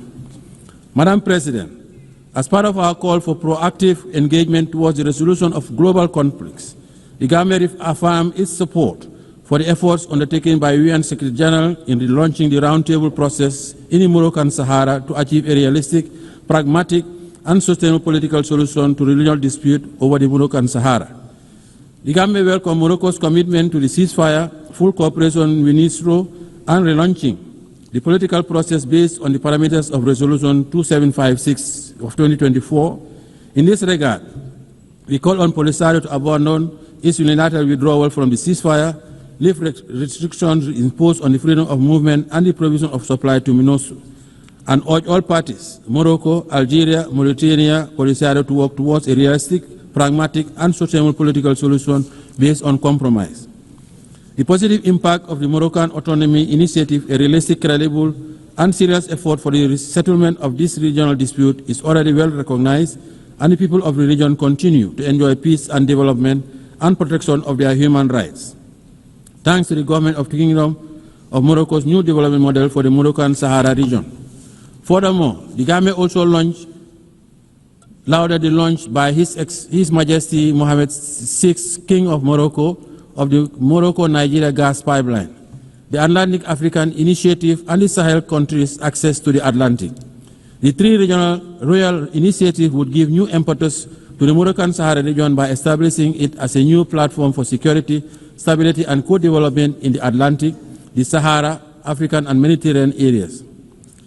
Madam President, the Gambia also continues to stand with the government and people of the People's Republic of China on the One China policy. China's commitment to international cooperation and support for the critical spaces of development in different sectors demonstrate that the sustainable development of South-South and triangular cooperation are possibilities. The Gambia continues to reiterate the call for the lifting of economic embargo against the brotherly people of Cuba. The embargo continues to inflict undue hardship